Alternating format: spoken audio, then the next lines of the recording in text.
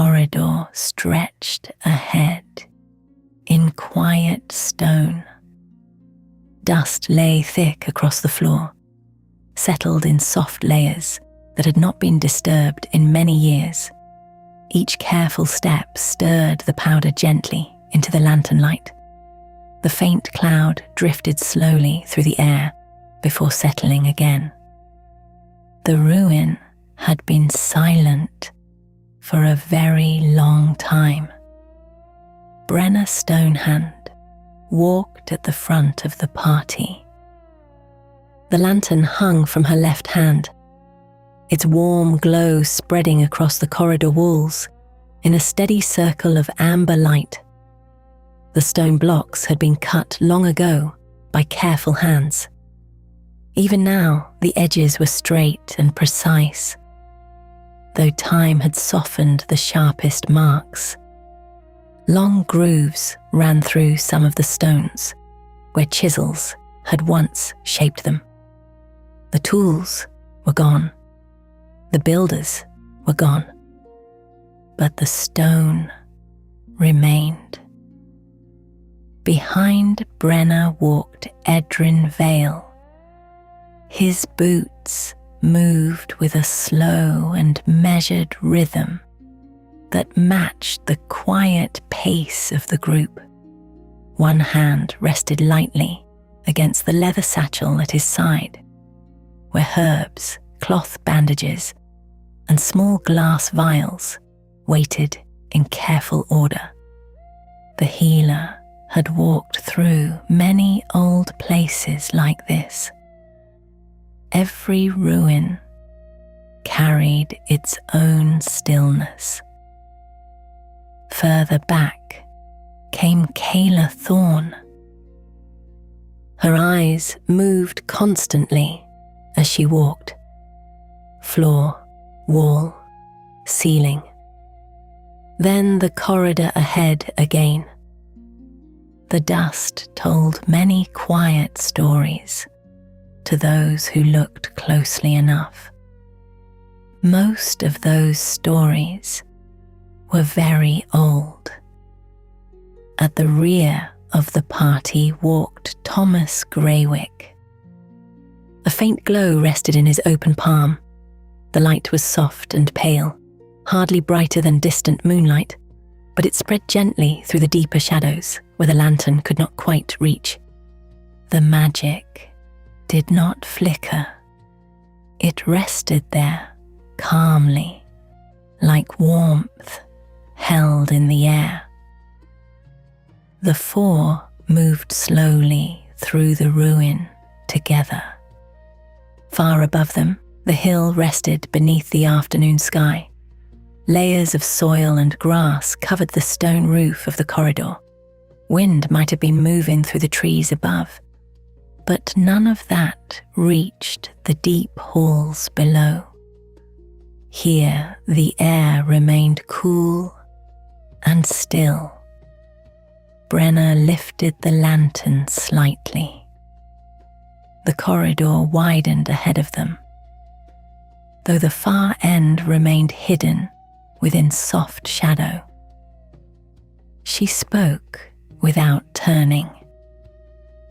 Merchant Guild ruins usually run straight. Her voice moved quietly through the passage. The sound travelled along the stone and returned in a faint echo. Edrin nodded behind her, though she could not see the gesture. Straight halls make moving cargo easier, he said.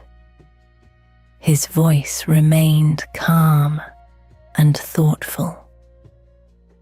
Storage chambers along the sides, counting rooms, sometimes vaults if the guild trusted the builders.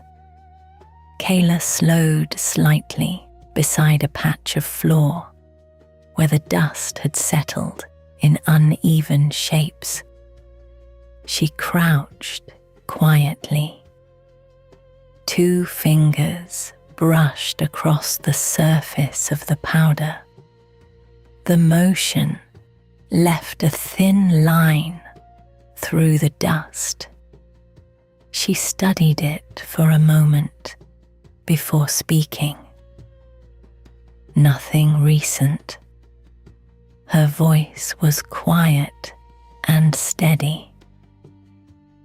Thomas adjusted the glow resting in his hand. The light brightened slightly. The pale shimmer moved along the corridor walls and revealed faint carvings that the lantern had not fully shown. Small symbols had been cut into the stone blocks. Most had worn smooth with time. Old trademarks, Thomas said quietly. His gaze followed the symbols along the wall. Barrels, scales, weights. The guild that built these halls had once been careful with its stonework. Merchants trusted records more than memory. Brenna paused for a moment and lifted the lantern higher. Her eyes studied the ceiling beams that crossed above the corridor. Thick wooden supports rested between the stone arches. The wood had darkened with age, but the beams still looked solid. Still holding, she said. Edrin looked up briefly. He nodded once. Good builders. The lantern light moved gently as Brenna began walking again. Their footsteps echoed softly through the corridor. The sound was slow and steady. Dust drifted behind them in quiet clouds that settled slowly back across the floor. Somewhere deeper in the ruin, a small drop of water fell. The sound echoed faintly through the passage. Then another drop followed several moments later. The quiet rhythm repeated again after a long pause. Kayla walked a few steps ahead and studied the corridor carefully. The stone passage turned slightly to the left. Broken shelving leaned against the wall, where part of an old storage area had collapsed inward many years ago. Rotten boards lay scattered across the floor. Rust-colored stains marked the nails where the wood had once held firm. She spoke quietly. Rooms ahead. Brenna nodded once. Good place to start. Thomas dimmed the glow in his palm slightly as they approached. The lantern light now filled most of the corridor. Ancient crates rested across the floor where they had been left long ago. Many had collapsed into loose boards and rusted iron nails. Edrin stepped carefully around them. The faint smell of old wood lingered in the still air. Brenna paused at the threshold of the first chamber. She raised the lantern and studied the room beyond. dust rested undisturbed across the stone floor. Shelves lined the walls from floor to ceiling. Most of them were empty. A few still held broken jars and warped wooden boxes that had slowly collapsed under their own weight. Nothing moved. Nothing stirred. Brenna stepped inside the chamber. Her boots left clear prints through the dust. Behind her, the others followed quietly. The old merchant guild had built these rooms for storage. Barrels of grain might once have rested here. Bundles of cloth, crates of spices carried across distant roads, ledgers, perhaps. The room held no sign of those things now. Only the silence remained. Kayla walked along one wall and studied the shelves. Her fingers brushed lightly across a cracked wooden box. The lid shifted slightly and fell inward with a quiet sound. Inside remained nothing but dust. Edrin knelt beside an old barrel that had split down one side. He examined the wood carefully. The grain had dried and curled over many long seasons. Very old, he said calmly. Thomas moved toward the back of the chamber. The faint glow in his palm drifted gently across the far wall. There, a narrow doorway waited in shadow. He studied it for a moment. More rooms beyond, he said. Brenna lowered the lantern slightly. Then we keep walking. The party moved slowly toward the doorway together. Their footsteps stirred the dust again as they crossed the quiet chamber. The lantern light followed them toward the deeper halls of the ruin. Beyond the doorway, another corridor waited. Cool air drifted faintly from the passage ahead. And somewhere far below, the slow sound of water continued to echo through the ancient stone. The chamber beyond the corridor opened into a line of old storage rooms. The ceilings were lower here. Thick stone arches curved overhead, their edges softened by years of quiet, damp air. Wooden beams rested between the arches, darkened with age and coated with a thin layer of dust. Brenna Stonehand stepped inside first. She lifted the lantern slightly higher. Its warm glow spread slowly across the chamber, revealing shelves that lined the walls from floor to ceiling. Most of the shelves had collapsed. Their boards rested in crooked piles along the floor. Rusted nails protruded from the wood like small iron thorns. Some shelves still leaned against the wall where they had slowly bowed over the years.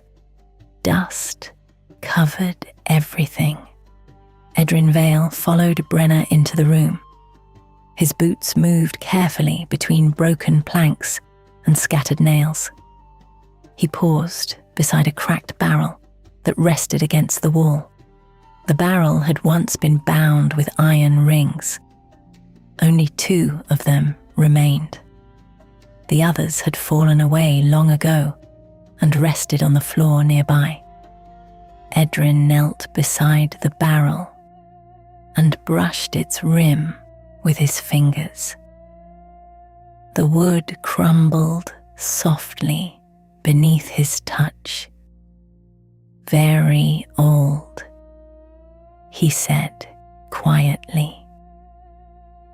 The sound of his voice moved gently through the chamber. Kayla Thorne entered next.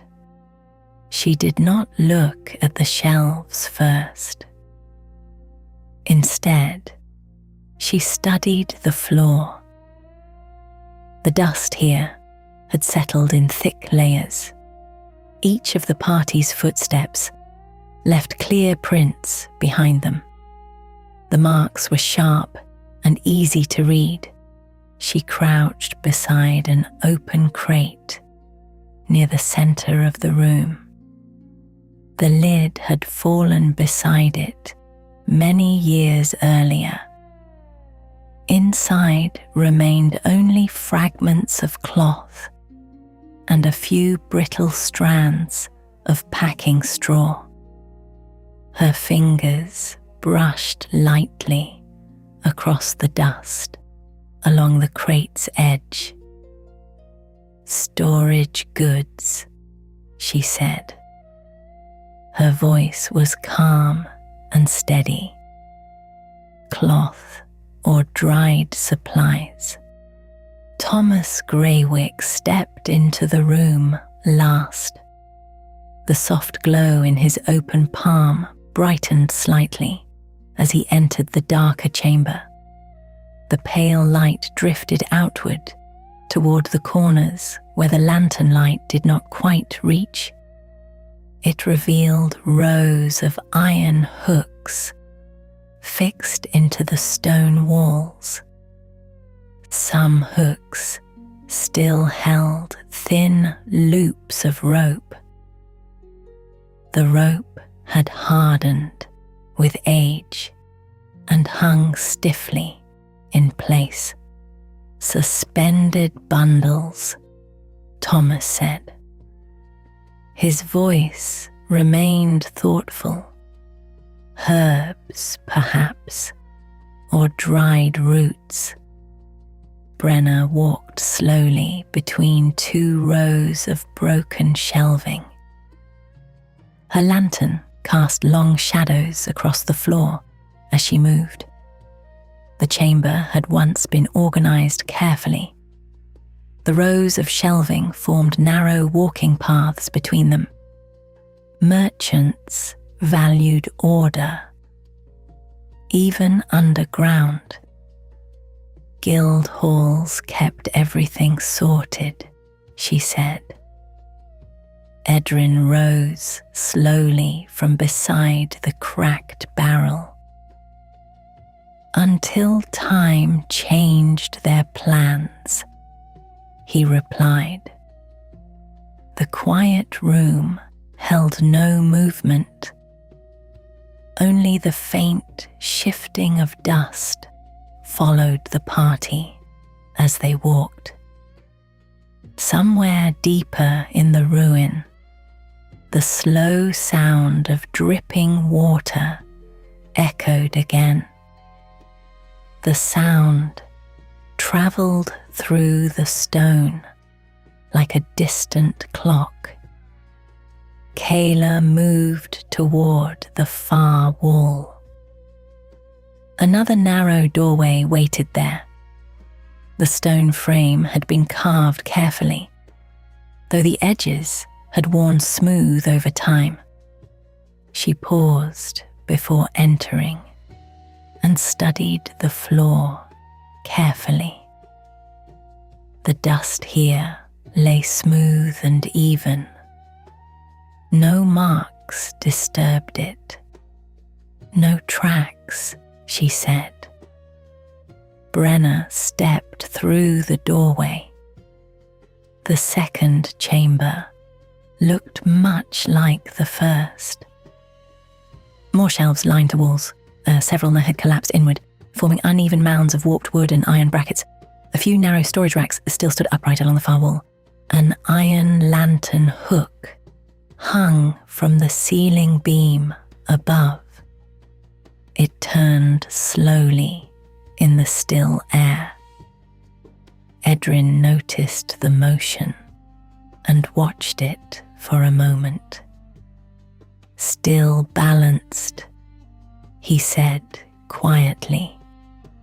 Thomas lifted his hand slightly. The pale glow from his palm drifted upward towards the hook.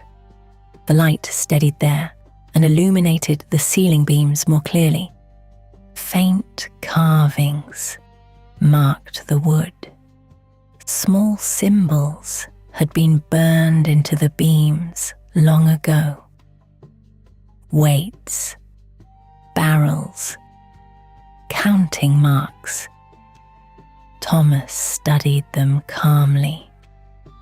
Merchants leave records everywhere, he said. Brenna glanced upward briefly before moving on. Helps them remember what belongs where. Kayla walked along the wall and examined another row of shelves. Several clay jars rested there. Most had cracked with age. Their lids had fallen away, and the contents had long since turned to dust. She lifted one jar gently and tilted it toward the lantern light.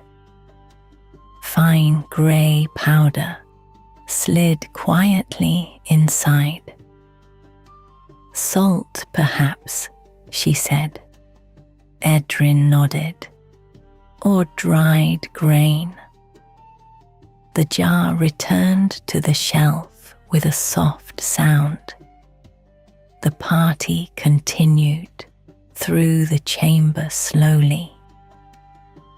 Each step stirred another faint cloud of dust. Thomas paused near a narrow passage that opened at the back of the room. Cool air drifted from the corridor beyond. The faint sound of water echoed more clearly now. He tilted his head slightly as he listened. Deeper halls ahead, he said. Brenna joined him at the passage. She held the lantern forward. The light stretched along the narrow corridor and revealed stone walls that sloped gently downward. The floor here had been worn smooth by many years of footsteps long ago. Kayla knelt near the entrance and brushed the dust lightly. The powder shifted beneath her fingers. Steps nearby, she said quietly. Edrin listened as well. The faint dripping sound had grown slightly louder. Water often gathered in the deeper parts of old ruins like this. Thomas extended the glow in his hand, slightly farther down the corridor. The pale light reached the curve of the passage. Beyond it, the stone floor dropped away into worn steps. A spiral stairwell waited below. Brenna studied the entrance for a moment. "Vaults are deeper," she said. Thomas nodded slowly. "Safer underground." Edrin adjusted the strap of his satchel. "Cooler as well." Kayla rose to her feet. Her eyes followed the spiral steps downward. The stone edges had been worn smooth by many long years of use. Merchants, porters, and guild clerks might once have walked these steps daily. Now the stairwell rested in quiet darkness. Brenna turned the lantern toward the descent. The warm glow reached only part way down the spiral. The rest remained hidden in shadow. She stepped onto the first stone step. The others followed behind her. Their footsteps echoed softly as they began the slow descent. Above them, the storage rooms faded quietly into darkness. Below them, the deeper halls of the ruin waited in still silence. The stairwell began just beyond the narrow corridor. Worn stone steps curved downward in a slow spiral, disappearing into quiet shadow below. The edges of the steps had been rounded by long years of careful use. Merchants, porters, and guild clerks had once walked this path while carrying crates, ledgers, and bundles of trade goods. Now the stairwell rested in still silence. Brenna Stonehand stepped onto the first stair. The lantern in her hand cast a warm circle of light that moved slowly along the curved wall as she began the descent. The glow slid across the stone blocks in a gentle rhythm. Each step revealed another section of wall, another stretch of stair. The builders of the ruin had worked carefully here. Each block of stone fit tightly beside the next. The seams between them were thin and precise. Even after many long years beneath the hill, the stairwell remained solid and straight. Behind Brenna came Edrin Vale. His hand rested lightly along the stone wall as he walked. The surface felt cool beneath his palm. A faint dampness clung to the stone, where underground air carried small traces of moisture through the deeper halls. Edrin moved slowly, matching Brenna's steady pace. Further back, Kayla Thorne followed in quiet steps. Her eyes moved along the spiral as it turned downward. The dust had settled along the outer edges of the steps, forming soft grey lines where no feet had passed in many years. The centre of each stair had been worn smooth by older traffic. Thomas Greywick walked last. A pale glow rested calmly in his open palm. The light was soft and steady, like moonlight caught in glass. It spread gently across the deeper shadows that the lantern did not reach. Together, the two lights created a slow pattern along the stairwell walls. Lanternlight. Soft glow. Lanternlight again. Their footsteps echoed quietly through the spiral shaft.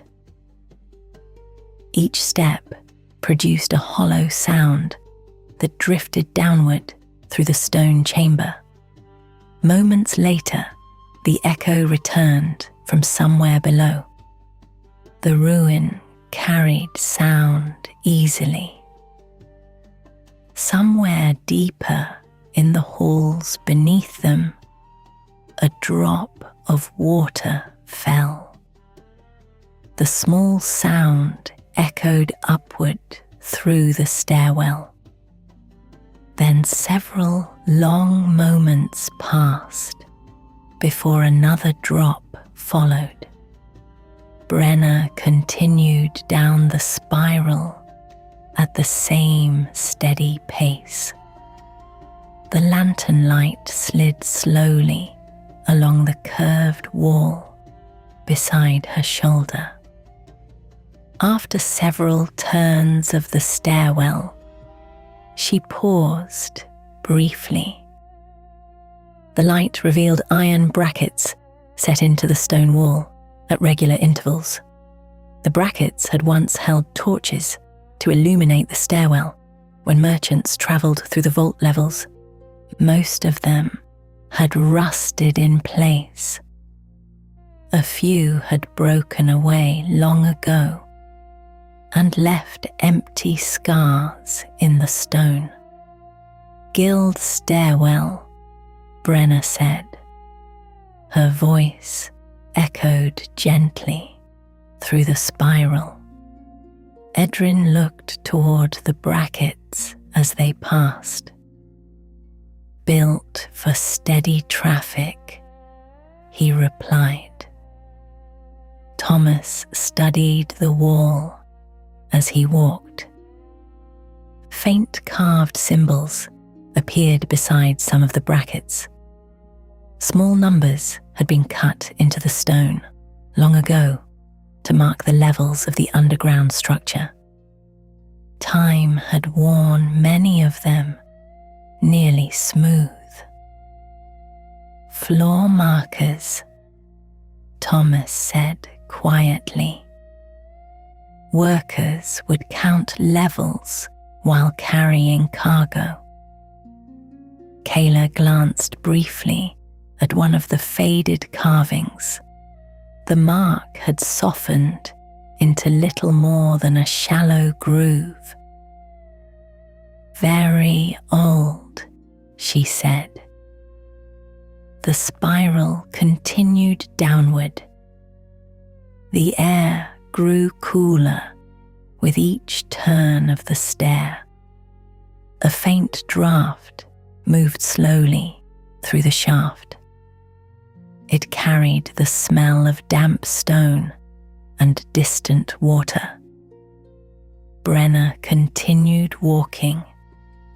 Her lantern light revealed more of the stairwell with every step.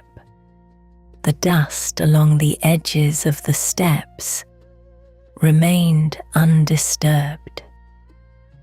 No other footprints crossed the surface. After several more turns of the spiral, Edrin spoke quietly. Vaults were often placed deep below the storage halls. Thomas nodded slightly behind him. "Stone protects well," he said, "and the earth above protects the stone." The stairwell widened slightly as they descended further. Here, the builders had carved a small resting alcove into the wall. A narrow bench of smooth stone extended from the side of the spiral. Merchants carrying heavy loads might have paused here many years ago. Brenna stepped into the alcove and rested the lantern briefly on the stone bench. The warm glow filled the circular chamber more fully now. Edrin examined the stone around the alcove. Several shallow grooves marked the wall nearby. Ropeware, he said. Crates might have been lowered through the stairwell. Thomas brushed his fingers lightly across the grooves. The faint glow in his palm illuminated a narrow seam in the stonework. Hidden supports, he murmured. The outer wall carries the weight of the hill. The inner wall holds the stair. Kayla looked upward briefly. The spiral above them had already faded into darkness. The storage rooms and corridor now rested far above. Quiet place, she said. Brenna lifted the lantern again and stepped back onto the stairs. The descent continued. The sound of dripping water grew slightly louder with each turn of the spiral. Soft echoes moved through the shaft as the party walked. The stairwell turned again and again beneath the hill.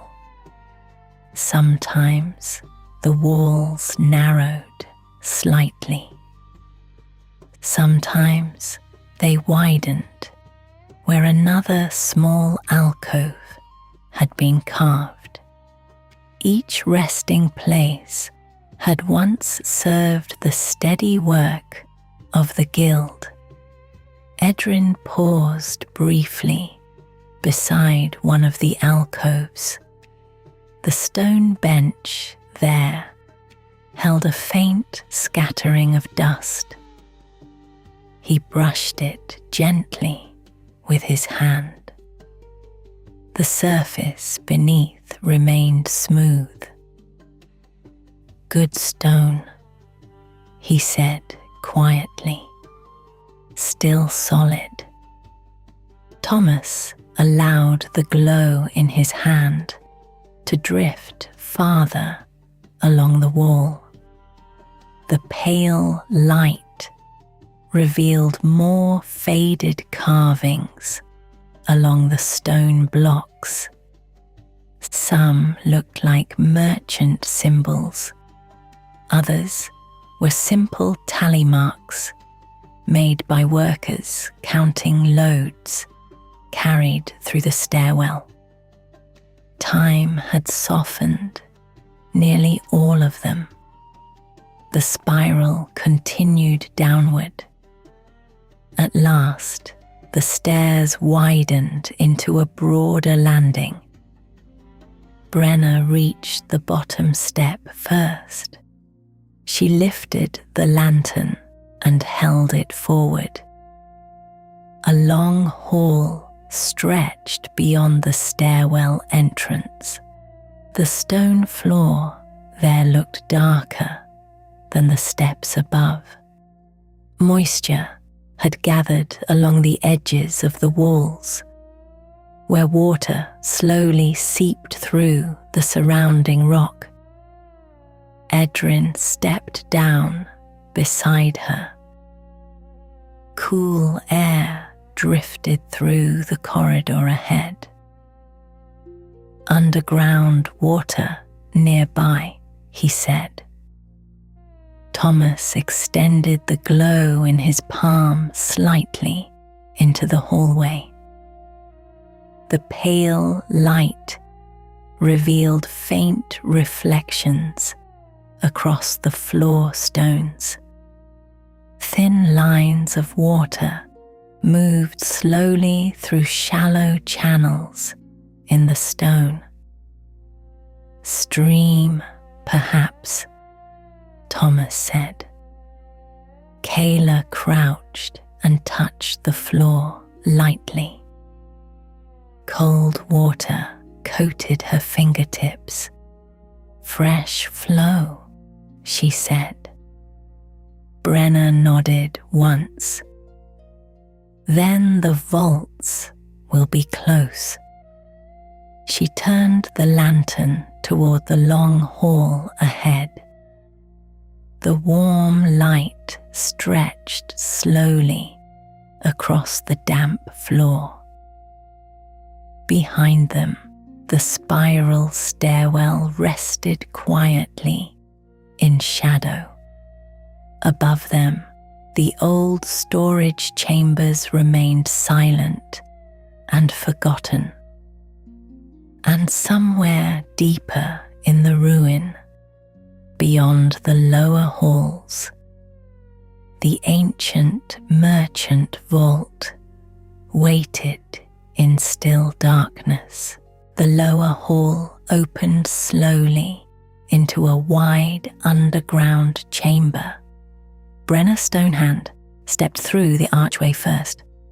The lantern in her hand pushed a warm circle of light across the stone floor. The glow stretched forward until it touched a narrow ribbon of water that crossed the chamber from wall to wall. An underground stream moved quietly through the ruin. The water flowed slowly over the smooth stone, shallow and clear. Its surface reflected the lantern light in soft, moving patterns that drifted across the ceiling above. Each ripple carried a faint shimmer of gold along the ancient stone. Brenna paused near the edge of the stream. She lifted the lantern slightly higher. The chamber revealed itself slowly in the spreading light. Thick stone pillars stood in long rows across the floor. Each pillar rose square and steady toward the ceiling, supporting the weight of the hill above. Time had softened their edges, but their strength remained. Edrin Vale stepped forward beside her. The healer studied the water quietly for several moments. The stream moved with a gentle current, slipping between the pillars before vanishing beneath another arch on the far side of the chamber. Natural spring, he said calmly. Water often finds these places. Kayla Thorne crouched beside the stream. She rested one hand on the stone floor and leaned closer to the water. The surface moved slowly around the small stones placed along the channel. She touched the stream lightly with 2 fingers. The water was cold. Clear ripples spread outward before settling again. Fresh, she said, still moving. Thomas Greywick entered the chamber last. The faint glow resting in his palm brightened slightly as the corridor behind them faded into darkness. The pale light drifted outward across the chamber, revealing more of the water's path as it curved between the pillars. Small stones lined the edge of the channel. Most had been placed deliberately long ago. Thomas studied them carefully. Guided flow, he said. The builders shaped the stream. Brenna nodded once. Guild work. The lantern light moved slowly across the chamber. Several wide stone blocks rose above the surface of the water in a loose line that crossed the stream from one side of the hall to the other. Each block had been placed carefully. Together, they formed a narrow path across the water. The stones had worn smooth from long years of use. Merchants might once have crossed them while carrying goods deeper into the vault halls. Brenna stepped onto the first stone. The water moved quietly around its base. The lantern light reflected across the stream and scattered across the pillars, sending slow waves of gold drifting along the walls. Behind her, Edrin stepped onto the next block. The stone felt cool beneath his boots, but remained steady. Kayla paused beside the stream for a moment longer. Her eyes followed the slow movement of the water beneath the lantern light. A faint shape drifted beneath the surface. Then another. Small fish moved quietly through the shallow stream. Their pale bodies glided slowly along the bottom, almost invisible beneath the moving reflections. "Fish," she said quietly. Thomas stepped closer and leaned slightly to look. The glow in his hand illuminated the water more clearly now. Several small fish drifted between the stones, their fins moving gently with the current. "Life finds quiet water," he said. Edrin smiled faintly. Even in old ruins. The party continued across the stepping stones. The chamber echoed softly with the sound of water moving across the stone floor. Each step created a faint splash as droplets slid from the edges of the stones into the stream. Brenna reached the center of the crossing and paused. She raised the lantern again. The warm glow revealed iron rings set into several of the stone pillars. Thick ropes might once have been tied there to steady cargo while it passed through the hall. Rust marked the metal where the rings had rested for many years. "Loading hall," Brenna said. Edrin studied the pillars more closely. That would fit. Thomas walked slowly around one of the pillars. The glow in his hand illuminated faint carvings circling the stone. Merchant symbols, barrels, weights, trademarks belonging to long-vanished guild houses. "Shipment marks," he said quietly. Kayla stepped onto the final stone and crossed the stream. She paused on the far side and studied the floor carefully.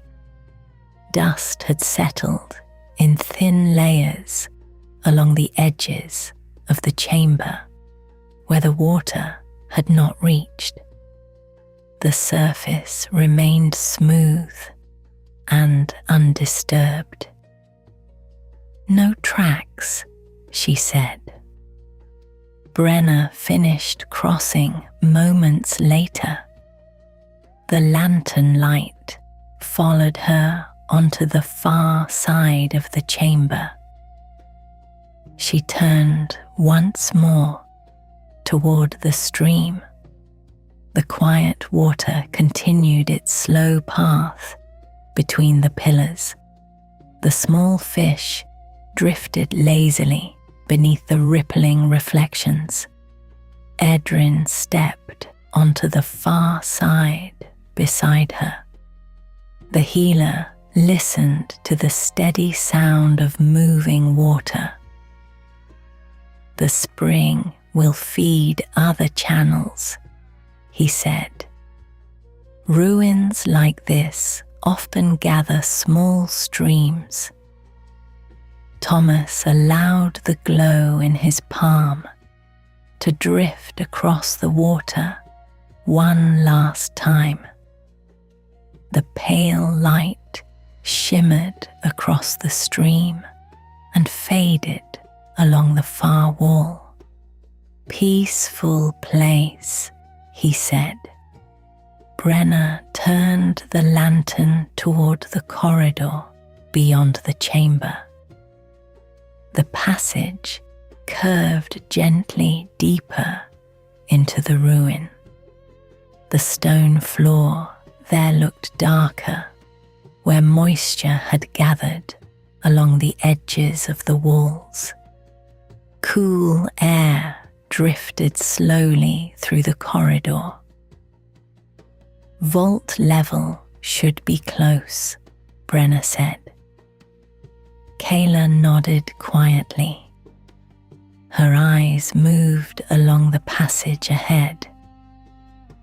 The corridor remained still. Only the distant sound of water echoed behind them. The party began walking again. Their footsteps carried them slowly away from the stream and deeper into the ancient ruin. Behind them, the underground water continued its quiet journey beneath the hill. The lantern light faded slowly along the pillars as the chamber fell back into darkness. The fish drifted through the dim water once more, and the old merchant halls returned to their quiet silence. The corridor beyond the stream chamber narrowed again as the party moved deeper beneath the hill. Brenna Stonehand walked at the front, as she had since entering the ruin. The lantern in her hand cast a steady amber glow across the stone floor. Moisture clung to the lower walls, here where underground water had slowly seeped through the rock for many years. The air felt cooler than the halls above. Their footsteps echoed softly along the passage as they walked. Behind Brenna came Edrin Vale. His satchel rested against his hip as he moved, the glass vials inside tapping gently together as with each step. The sound was quiet and rhythmic.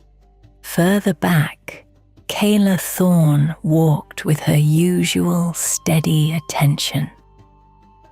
Her eyes moved slowly across the corridor walls, the floor, and the ceiling beams that crossed above the passage. Thomas Greywick followed last. The faint glow resting in his palm drifted softly through the deeper shadows beyond the lantern light. It filled the darker corners of the corridor where the warm lantern glow could not quite reach. Together, the two lights created a calm pattern along the stone walls. Lantern light, soft glow, lantern light again. The corridor curved slowly to the right. After several more steps, the passage widened into another chamber. Brenna slowed as she approached the archway. and lifted the lantern slightly higher. The light revealed a circular room, supported by 4 thick stone pillars. The pillars stood evenly spaced around the chamber, each carved from large square blocks, fitted together with careful precision. The floor here was smoother than the halls behind them.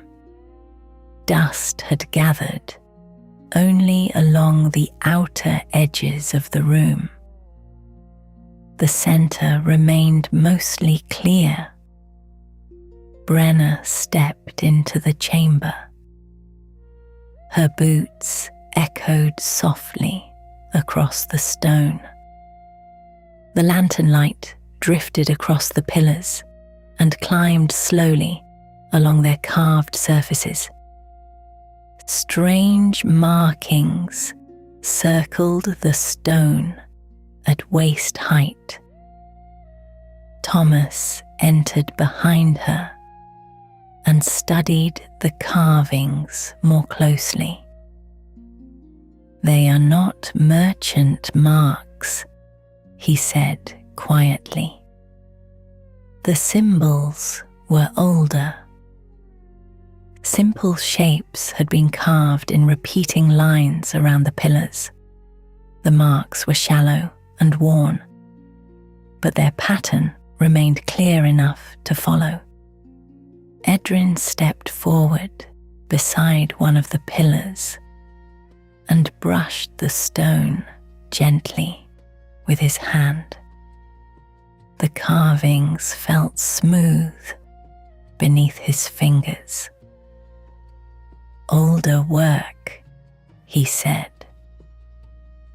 Kayla had not stepped fully into the room yet. She crouched near the threshold and examined the dust along the floor. The powder had settled unevenly here. Several long marks stretched across the chamber floor, as though something heavy had shifted slowly over time. She stood and spoke quietly. "Movement here." Brenna turned slightly toward the center of the chamber. The lantern light revealed a broad stone shape resting there. At first, it appeared to be nothing more than a large statue or fallen piece of masonry. But as the light spread across its surface, the shape became clearer. It was a figure. A large stone form shaped roughly like a person stood motionless in the center of the room. Its arms rested at its sides. Its head bowed slightly forward. The surface of the figure had been carved from the same grey stone as the surrounding pillars. Dust rested across its shoulders and along the edges of its arms. Thomas studied the figure carefully. "A guardian construct," he said calmly. Brenna stepped closer. The lantern light moved across the stone face of the figure. The features were simple and worn, but the shape of the head and shoulders had clearly been carved with intention. Edrin walked slowly around the outer edge of the chamber. The healer's eyes moved between the pillars and the stone figure. "Old defenses," he said. "Guild vaults sometimes use them." Kayla moved along the wall and examined the long marks she had noticed in the dust. The lines curved toward the center of the chamber where the stone figure stood. Tracks she said. Slow ones. Brenna stopped several steps from the construct. The lantern light settled across its chest. For several quiet moments, nothing happened. The chamber remained still. Then a faint sound echoed through the room. Stone shifted softly against stone. The large figure moved. Its head lifted slightly. Dust slid slowly from its shoulders and fell to the floor. The construct turned its upper body with a slow, grinding motion. The movement was steady and deliberate. There was no sudden motion, no violence, only the quiet awakening of something that had waited a very long time. Thomas watched the construct calmly. "Old magic," he said. The pale glow in his palm brightened slightly. The construct took one slow step forward. The heavy stone foot settled onto the floor with a deep, hollow sound. Edrin remained where he stood. His voice stayed calm.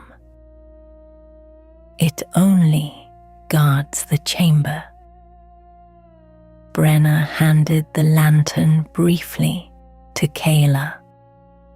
The barbarian stepped forward toward the construct. Her movements were steady and controlled. The stone guardian lifted one arm slowly as she approached. The motion looked almost weary. Thomas extended his glowing hand slightly. A faint ripple of pressure moved through the air around the construct. The magic was subtle, gentle. The stone figure slowed. Its arm paused halfway through its movement. Brenna reached the construct and placed one hand against its stone chest. She studied the seams in the carved blocks that formed its body. The guardian had been assembled from several fitted sections of stone. Thin lines marked the joints between them. "Here," she said quietly. Edrin stepped closer. The healer examined the seam Brenna had indicated. The stone joint had loosened slightly with age. Thomas allowed the soft glow in his palm to settle against the construct's shoulder. The magic pressed gently against the old enchantment that animated the guardian. The construct's movement slowed further. Brenna placed both hands along the seam and pushed carefully. The stone block shifted. A low grinding sound echoed through the chamber. The construct's arm lowered slowly. Its head dipped forward again.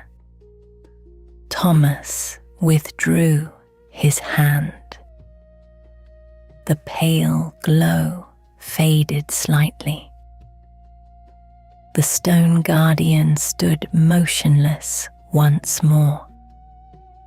Dust settled quietly across its shoulders. The chamber returned to silence. Brenna stepped back. "That should hold," she said.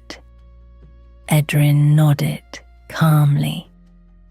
"Old magic weakens with time." Kayla handed the lantern back to Brenna. She studied the construct for another moment. "No more movement," she said. Thomas walked slowly around the figure. The glow in his palm revealed faint runes carved along the back of the construct's neck. Most had faded almost completely. "Very old," he said. "Older than the guild, perhaps." Brenna turned the lantern toward the far side of the chamber. Another corridor opened there, between two of the pillars. The passage sloped gently downward. "Vault will be beyond," she said. Edrin looked once more at the silent guardian. It did its work well. The party moved toward the corridor together. Behind them, the stone construct remained where it stood. The ancient guardian watched over its chamber once again, and the quiet ruin returned to its long, patient silence. The corridor beyond the guardian chamber sloped gently downward. Brenna Stonehand led the way once again.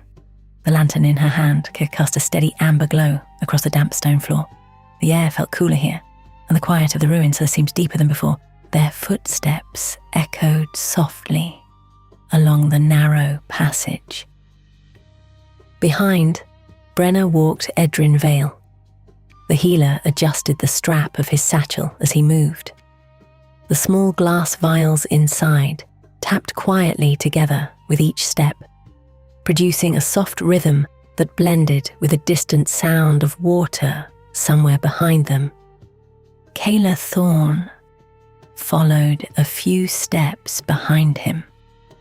Her eyes moved slowly along the corridor walls, studying the stonework carefully.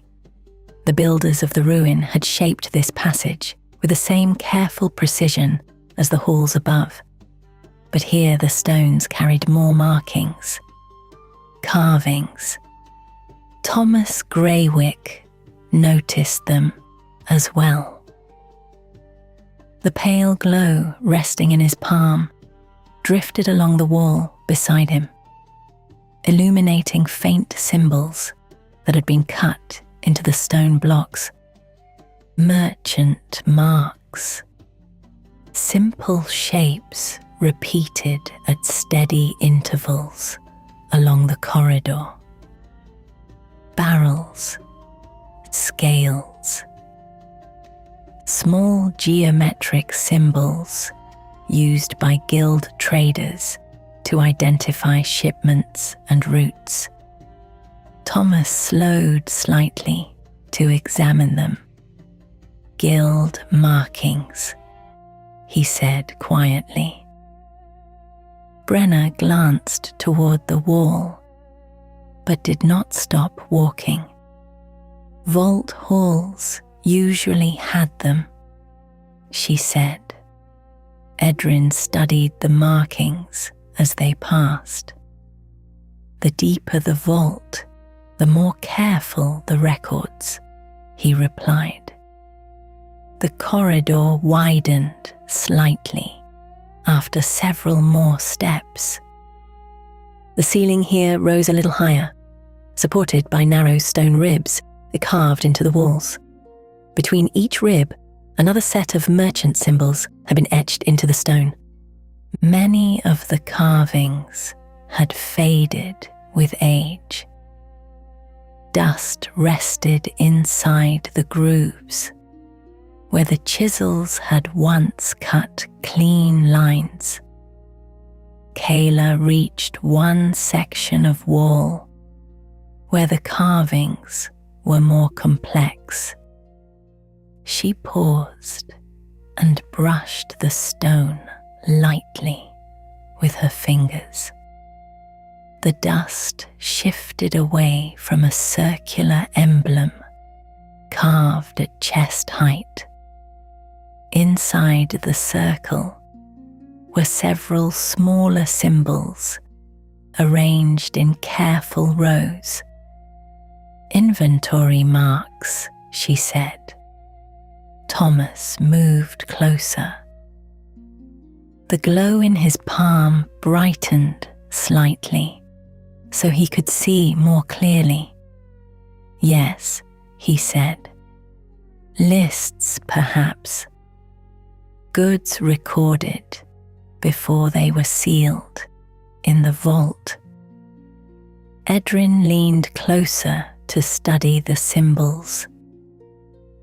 Old merchants trusted records more than memory, he said calmly. Brenna waited a few steps ahead of them. The lantern light revealed another archway further down the corridor. Beyond it, the passage turned again. Vault won't be far now, she said. The party continued forward. The air grew cooler as they walked.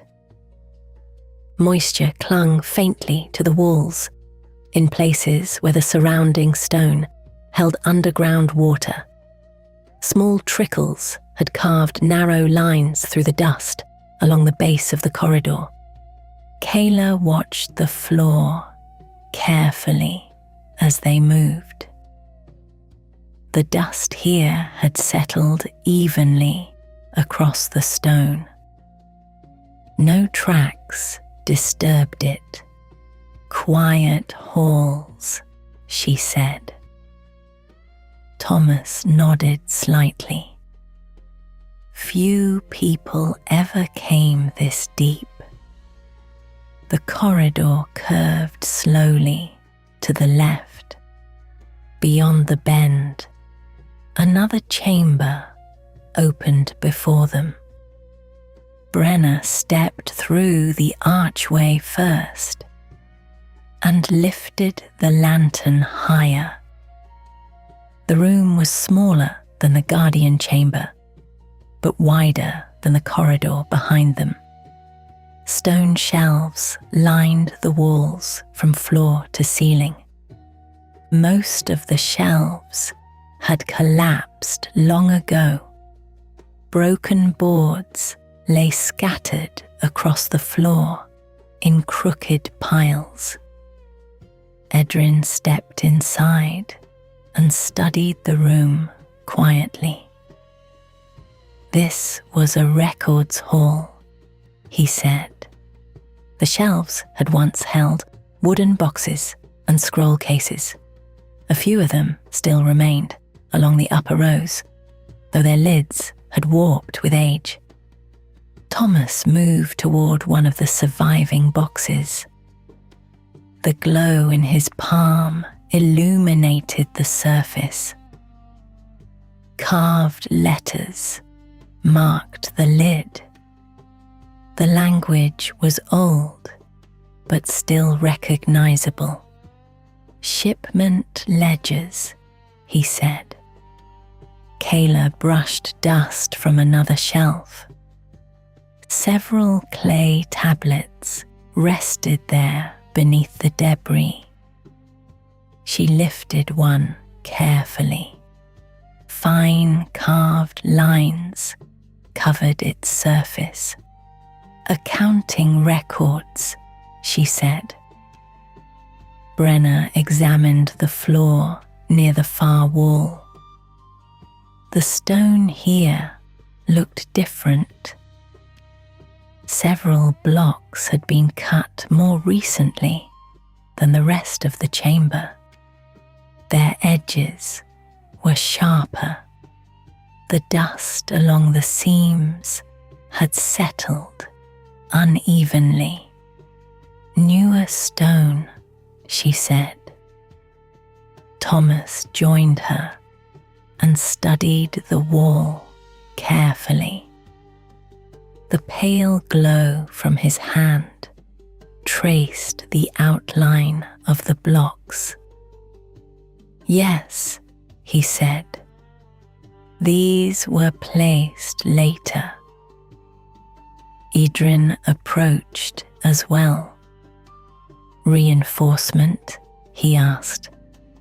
Thomas shook his head slowly.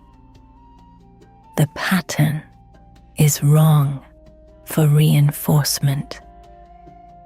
Kayla stepped closer. Her fingers brushed the seam between two of the blocks. A faint, hollow sound echoed when she tapped the stone. "Space behind it," she said. Brenna nodded once. "Hidden passage." The lantern light revealed faint scrape marks along the floor near the wall. Something heavy had once been moved here many times. Merchants, perhaps opening the concealed passage to access the deeper vault.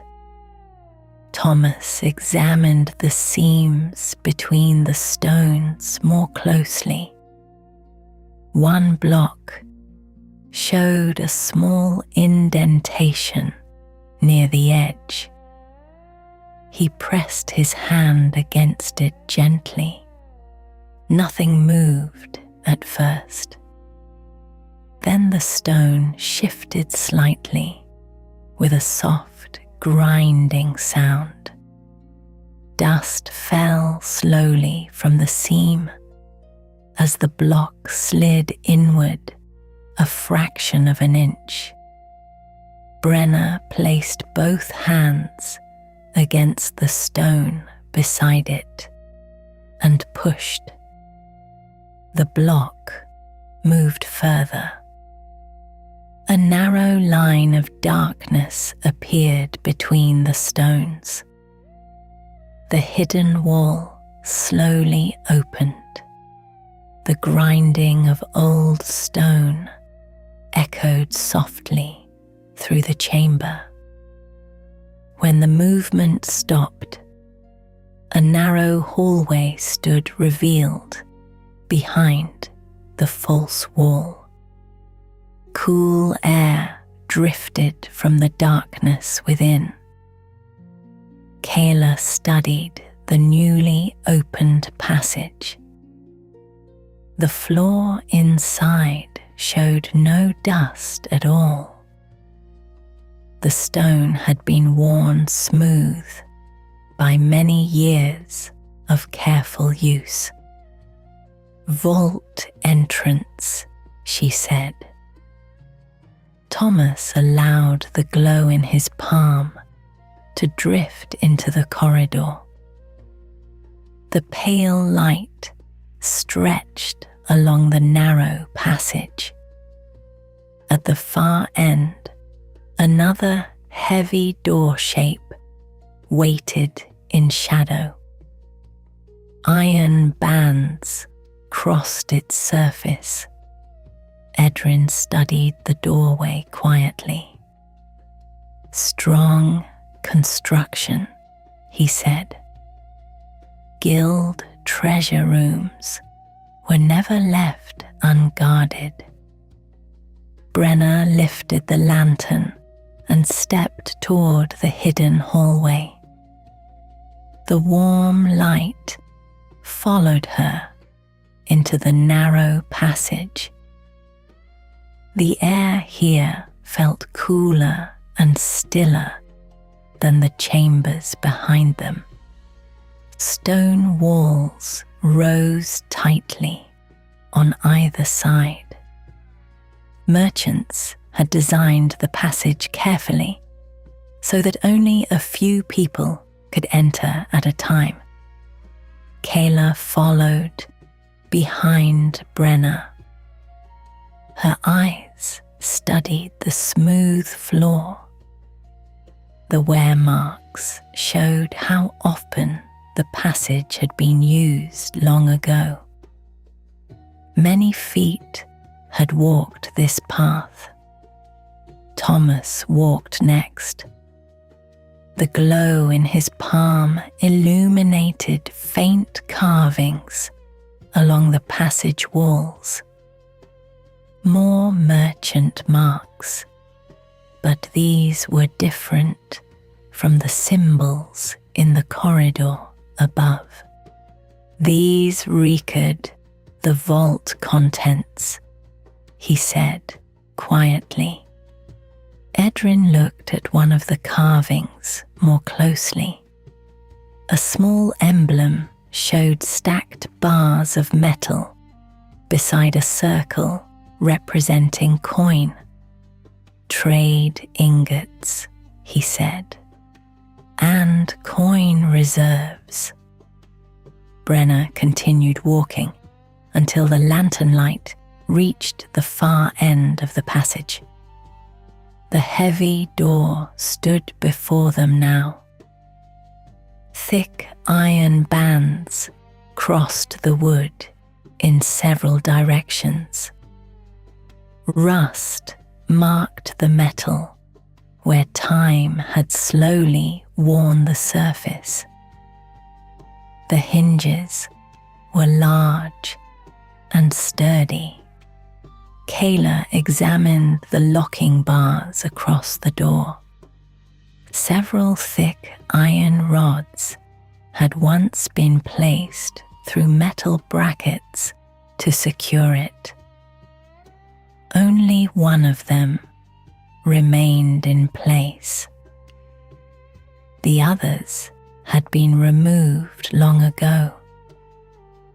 "Vault door," she said. Thomas allowed the glow in his palm to fade slightly. Exactly where the guild would have hidden it. Edrin rested his hand lightly on the door's surface. The wood felt dry but strong. "Still solid," he said. Brenna studied the locking bar carefully. Then she nodded once. "Tomorrow's work," she said quietly. The party stood for a moment in the narrow passage before the vault. Behind them, the hidden corridor stretched back toward the record hall. Beyond that lay the guardian chamber and the quiet stream hall. And above all of it, the ancient ruin rested beneath the hill in patient silence. The lantern light flickered gently against the iron bands of the vault door as the party prepared for the final chamber ahead. The hidden passage ended at the vault door. For a few quiet moments, the party simply stood before it, letting the lantern light settle across the old iron bands and the weathered wood beneath. The passage behind them was narrow and still. Cool air rested against the stone walls. The deeper they had come, the more the ruin seemed to gather silence around itself. Brenna Stonehand stood closest to the door. The lantern in her hand cast a steady amber glow across the ironwork. Thick bands crossed the surface from top to bottom and side to side. Each had once been set firmly into the wood, with broad rivets darkened by age. Time had left rust along the brackets, but the frame remained straight.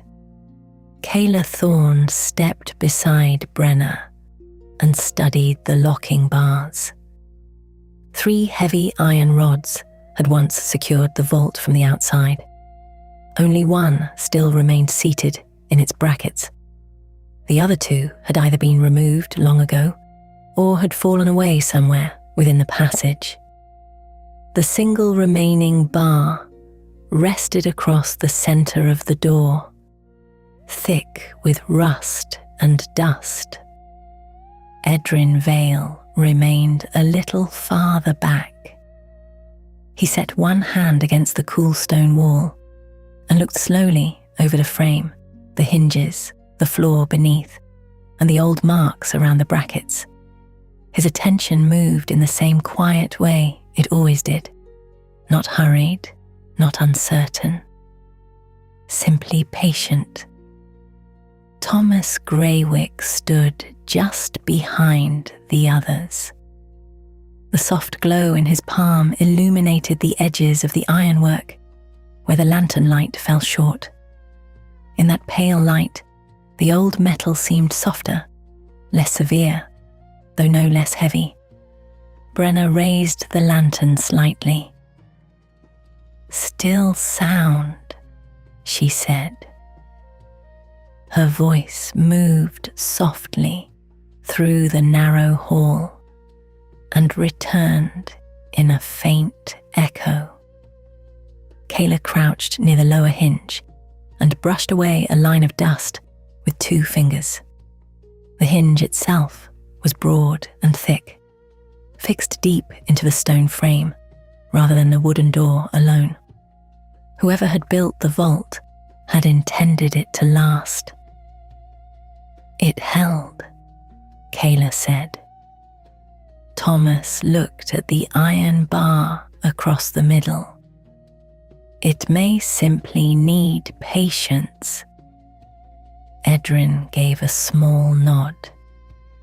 "Most old doors do."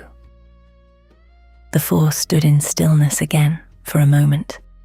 Behind them, far back through the hidden hall and the record chamber beyond, the ruin waited in patient quiet.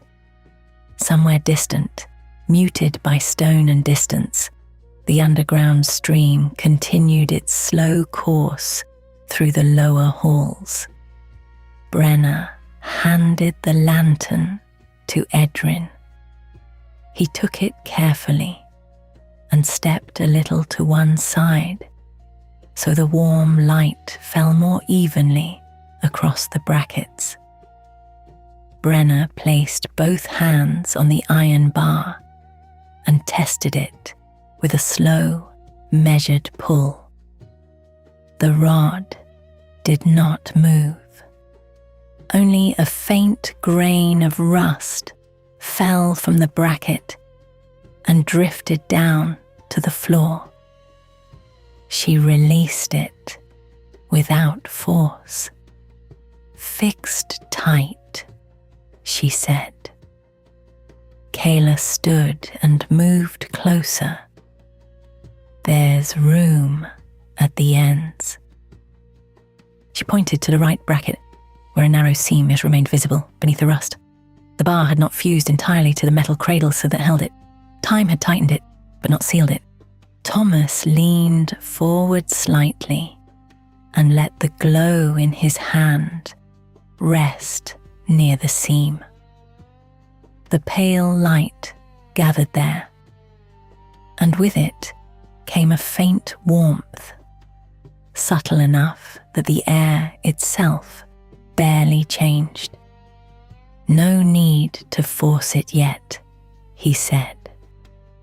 Brenna waited, while the warmth settled into the old iron.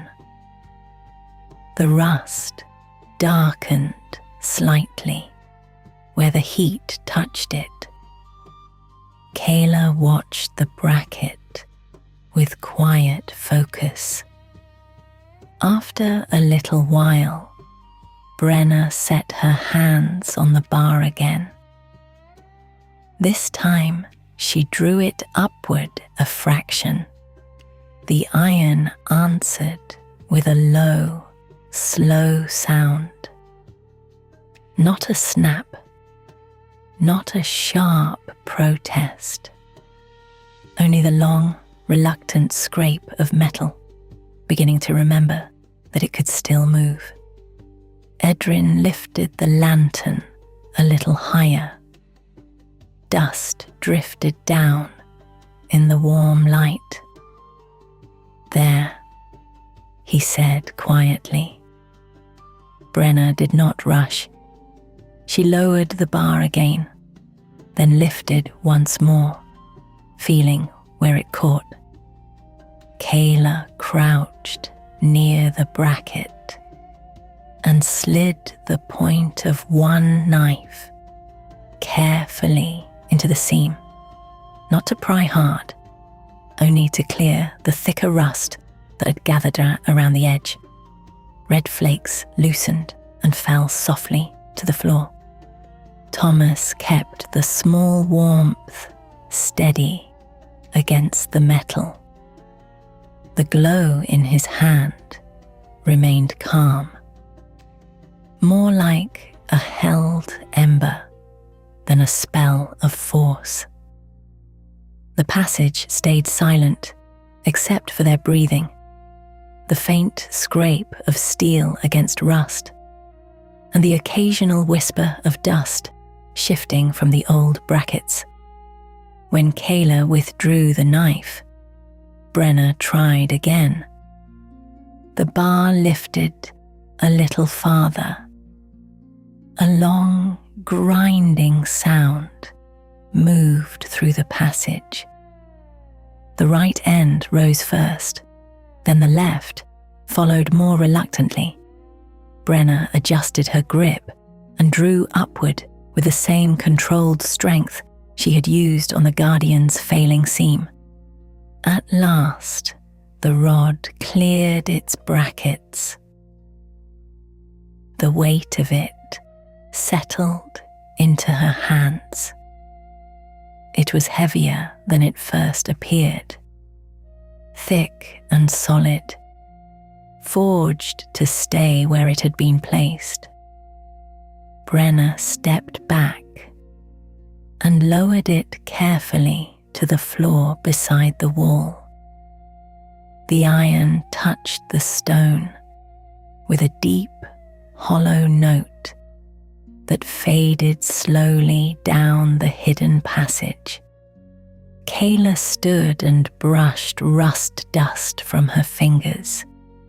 "One bar," she said. Brenna nodded. "Once. Enough." But the vault door didn't open.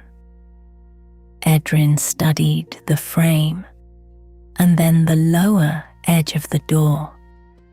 "There's more holding it." Thomas directed the pale glow downward. Near the base of the door, where dust had gathered in the seam between wood and stone, narrow iron pins remained hidden beneath the old grime. They had been driven sideways into sockets within the frame. Kayla knelt at once. Her hand moved lightly across the stone, clearing dust until both pins were visible. They were smaller than the main locking bar, but thick enough to keep the door from shifting. "Secondary locks," she said. "Weighted ones, perhaps," Thomas murmured. "A simple bar for speed, pins for certainty." Brenna crouched beside Kayla. The two women studied the lower fittings together, while Edrin held the lantern close enough for the details to show clearly. The pins were capped with narrow rings, almost flush with the door face. Time had blackened them, but the shape remained visible once the dust was cleared. Kayla slipped 2 fingers through one ring and tested it gently. It moved only enough to tell her it had not fused completely. "Not as bad as the bar," she said. "Smaller pieces," Edrin replied. "Less rust held against them." Thomas lowered the glow toward the sockets. Again, the faint warmth gathered where old iron met older air. Brenna reached for the first pin. She drew it outward slowly. The metal resisted, then eased. A little dust and rust fell from the socket. The pin came free, with less sound than the larger rod had made. Kayla removed the second in the same quiet way and laid it beside the first. For a moment, all that remained was the vault itself. The great door stood before them, unchanged in appearance, yet no longer sealed by its visible fastenings. Brenna rose and set her palms against the wood. The surface felt dry and cool beneath her hands. The grain beneath the iron bands had tightened with age, but had not split. Somewhere in the old timber, there lingered the faint smell of cedar and dust. She pressed carefully. Nothing happened. Kayla studied the right side of the frame. "The hinges hold weight," she said. "The bottom drags." Edrin lowered the lantern toward the threshold. A faint line showed where the door had settled over many years. Dust had gathered in the narrow gap. Time had let the wood sink a fraction lower into itself. Thomas looked at the hinges again. "It doesn't need much." Brenna withdrew her hands. Kayla moved to the edge of the door and placed both palms near the iron band that crossed it at shoulder height. Brenna set herself lower, near the central brace. Together, they shifted their stance. Edrin stepped back to give them room, but kept the lantern angled toward the frame. Thomas extended his free hand toward the hinges. Pale glow in his palm did not brighten. It only steadied, and with that steadiness came a faint impression of pressure easing away from the oldest metal parts. "Slowly," he said. Brenna and Kayla pushed. At first, the door gave no sign of movement. Then a deep sound rose from within the frame. It was not sharp. It was broad and heavy, like distant stone shifting under earth. Dust trembled down from the upper lintel. The door moved inward the width of a finger. Cool air drifted from the darkness beyond. Brenna did not increase her effort. She only held it steady. Kayla adjusted her hands and pushed again. The old wood slid farther with a long, patient groan. The hinges answered in a lower note that echoed faintly through the passage and then faded. A dark opening widened between the door and the stone frame. The air that came through it was cooler than the hidden hall, touched by the dry stillness of a sealed room. Edrin listened to the sound. "Well enough," he said. The door continued inward another few inches. Then it stopped. Brenna eased away first. Kayla followed a moment later. Thomas let the faint pressure in his hand recede. The pale glow softened. "Wait settled inside," he said. Kayla crouched again, this time at the threshold. She ran her fingers lightly along the lower gap where the door had shifted. Something lay behind it on the floor. Not a trap, not a mechanism, only the slow accumulation of what years left behind in closed places. "Debris," she said, "dust and wood." Brenna nodded. She leaned her shoulder against the edge of the door and pressed once more, carefully, steadily. Kayla joined her lower down. The door moved another hand's breadth. A soft crunch came from beneath it as the accumulated fragments inside were pushed aside. The opening widened enough for the lantern light to enter. The beam did not reach far. It revealed only the nearest section of stone floor and the bottom curve of a wall lined with shadow. But the darkness beyond was no longer sealed darkness. It had depth now. Space. Stillness held inside a chamber, waiting a very long time to be seen again. Edrin lifted the lantern and let the light settle just beyond the threshold. Dust lay inside, lighter than the dust in the hall. It had rested undisturbed in a dry chamber where no water reached and no wind could trouble it. Kayla studied the floor.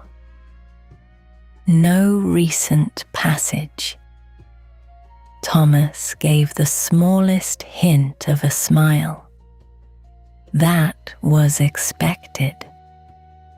Brenna set one hand on the edge of the door and considered its weight. "We can open it farther." Edrin shifted the lantern to his other hand and looked around the narrow passage. Against one wall, near where the hidden hall began, several old boards leaned where some long-forgotten repair had never been completed. They had dried with age, but still looked sound enough for a simple use. He stepped back, fetched one of the boards, and laid it beside the threshold. "A lift under the edge," he said. "Enough to keep the wood from settling again while you move it." Brenna looked at the board and nodded once.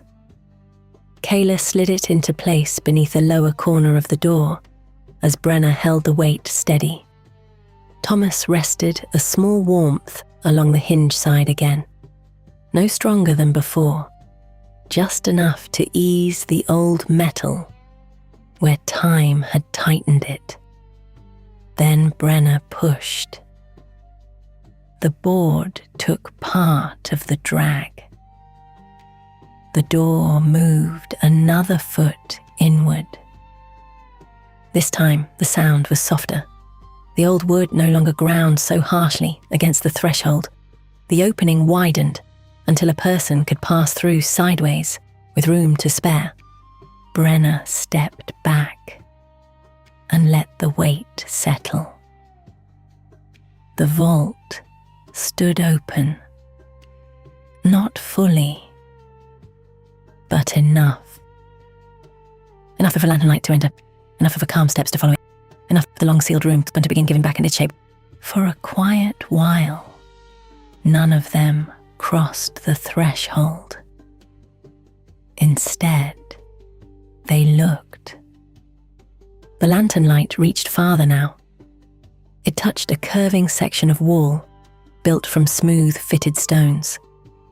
It found the iron corners of chests resting farther within. It brushed the dull shape of stacked ingots arranged upon low shelves. It caught on the edges of old cloth coverings that had long since faded into the same soft tones as dust. Kayla's eyes moved from one outline to another. "Still there," she said. Edrin regarded the nearest chest in the light, untouched. Thomas let the pale glow in his palm drift just past the door, where it joined the lantern light without overwhelming it. In that combined light, more of the chamber resolved itself. The vault was circular, though broader than the guardian room had been. Shelves followed the curve of the far wall.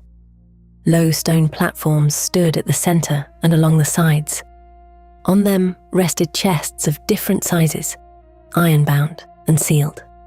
Some were squat and broad, built for weight. Others were narrow and long, perhaps made for ledgers, bonds, or ingots measured by count rather than by bulk. The air within felt dry and still. No scent of rot came from it, no trace of damp, only old wood, cold stone, and the quiet smell of sealed time. Brenna took the lantern from Edrin once more. "We go slowly." No one objected. She crossed the threshold first. Her boots left the first fresh prints in the vault's dust in many long years. The lantern light moved around the chamber and drew out its shape with patient clarity. The stone floor had been swept clean once, long ago, before the final dust settled over it. Faint lines remained near the walls, where the old broom strokes had stopped against shelves and chest legs. Kayla entered after her. She moved to one side and studied the nearest row of containers. The ironwork was dark, but mostly free of deep rust, protected by the dry air of the chamber. Wax seals, brittle and cracked, still clung to some of the smaller lock plates. "Good room," she said, "dry enough to keep metal." Edrin stepped inside next. His gaze lingered on the shelves built into the far wall. Trade ingots rested there in neat stacks, some bound in faded cloth strips, others bare and dull in the lantern light. They were not arranged as treasure displayed for admiration. They were arranged as inventory, once ready for counting. "Careful people," he said quietly. Thomas entered last. The soft glow in his palm illuminated the upper shelves, where small ceramic cylinders rested beside narrow ledger boxes. Symbols had been painted on them in black ink that time had thinned but not erased. "These were catalogued well," he said. Brenna turned slowly at the chamber's center. The ceiling arched overhead in smooth stone. No pillars interrupted the room. The weight of the hill had been carried by the curved walls and careful masonry. A single metal hook hung from above, where a lantern might once have been lowered when the vault was opened in ordinary years. Now only Brenna's lantern lit the space. Its warm glow moved across chest lids, shelf edges, and stacked bars of trade metal with a calm steadiness that made the vault feel less like a place of secrecy and more like a room waiting to resume an interrupted task. Kyla knelt beside the nearest chest. The wood was dark and bound in iron at the corners. A faded symbol had been painted on the lid, then sealed beneath a layer of old lacquer that had cracked into fine lines. She traced the symbol lightly, without touching it fully. "Guild mark," she said. Thomas came a little nearer. He studied the emblem. "One of the counting houses," he said. "Not the main guild itself. A contracted ledger branch, perhaps." Edrin glanced toward the shelves again.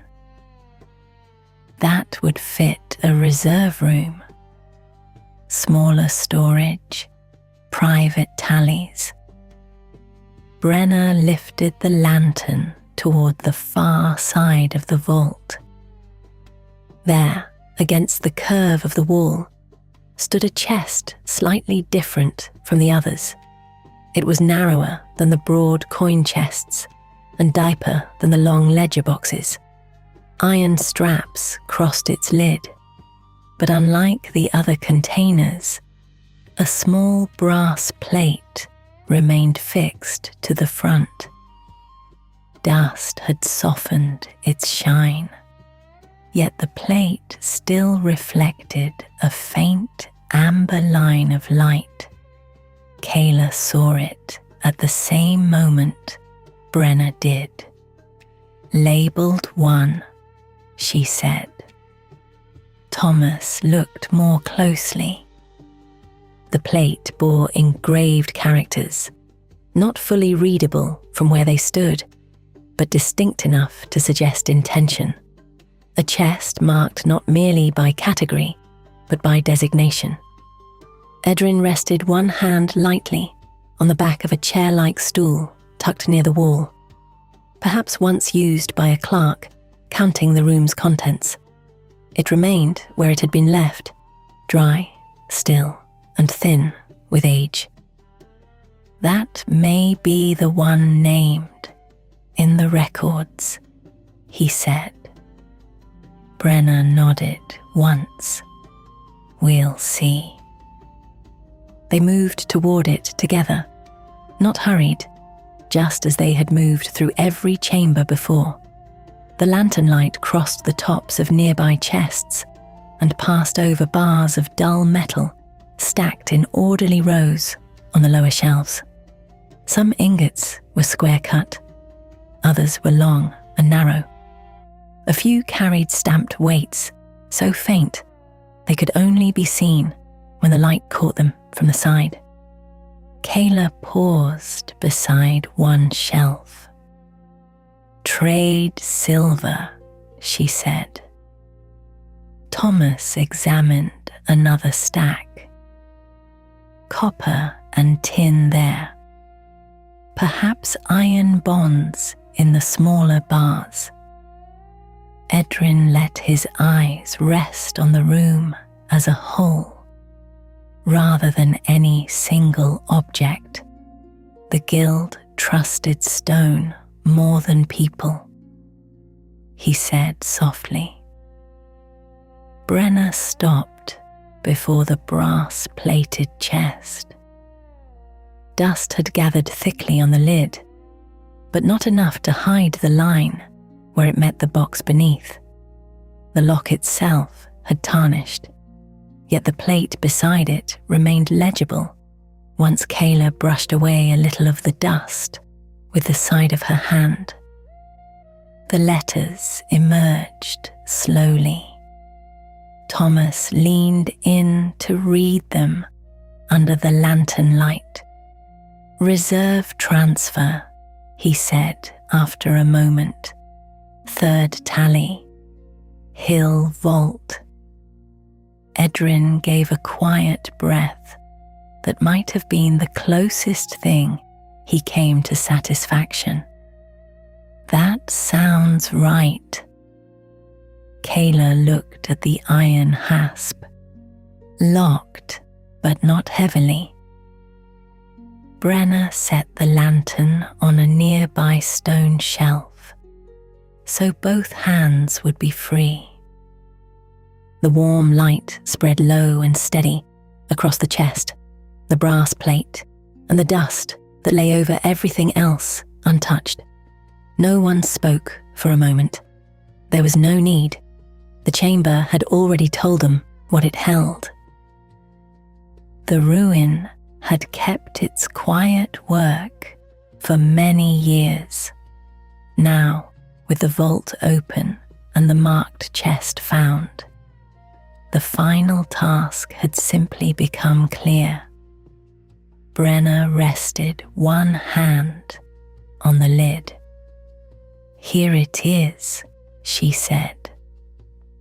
Her voice moved softly through the circular room and settled there among the shelves and chests and old ingots. No echo answered this time. Only the deep, patient stillness of the vault itself. And in that stillness, under lantern light and soft magic, the party stood together beside the chest they had come to find. The lantern light rested across the brass plate of the marked chest. For a moment, none of them moved.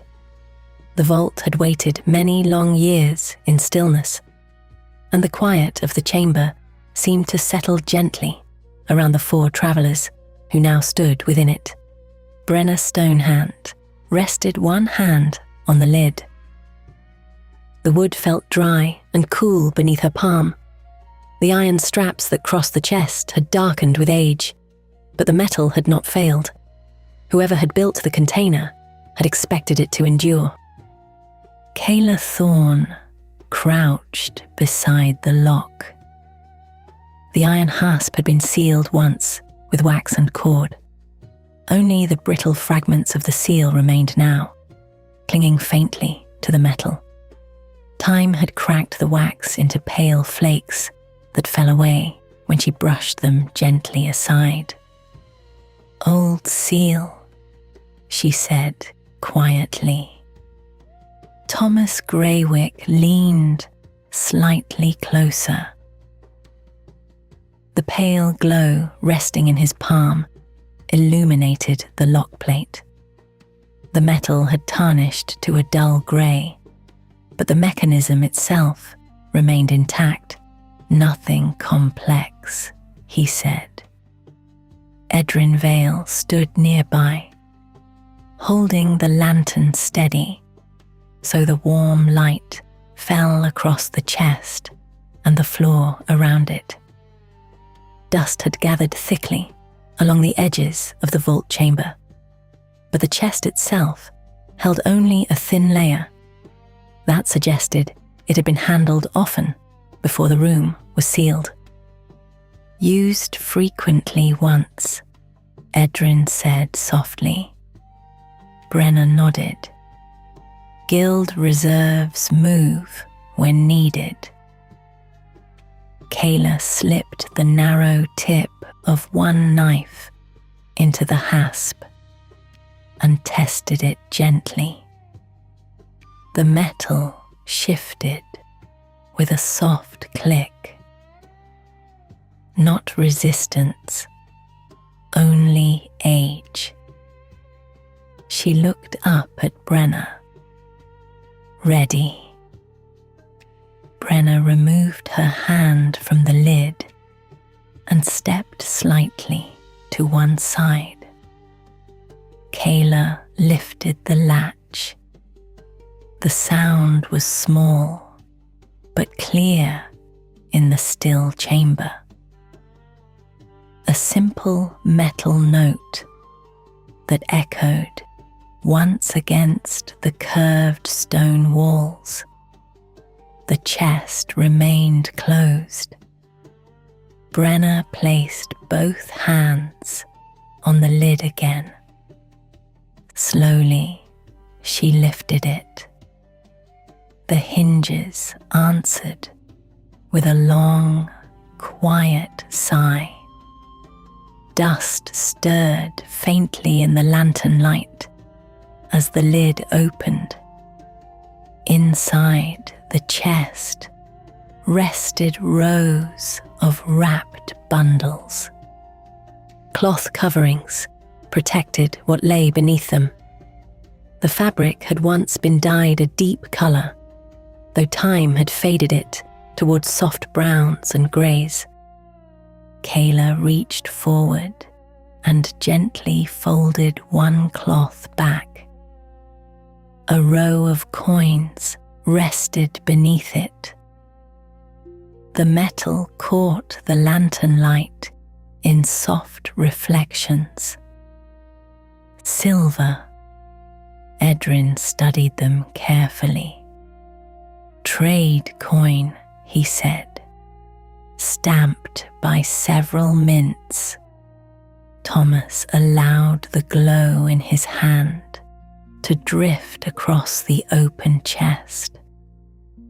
The pale light revealed that the coins had been stacked carefully into small leather rolls and cloth bundles.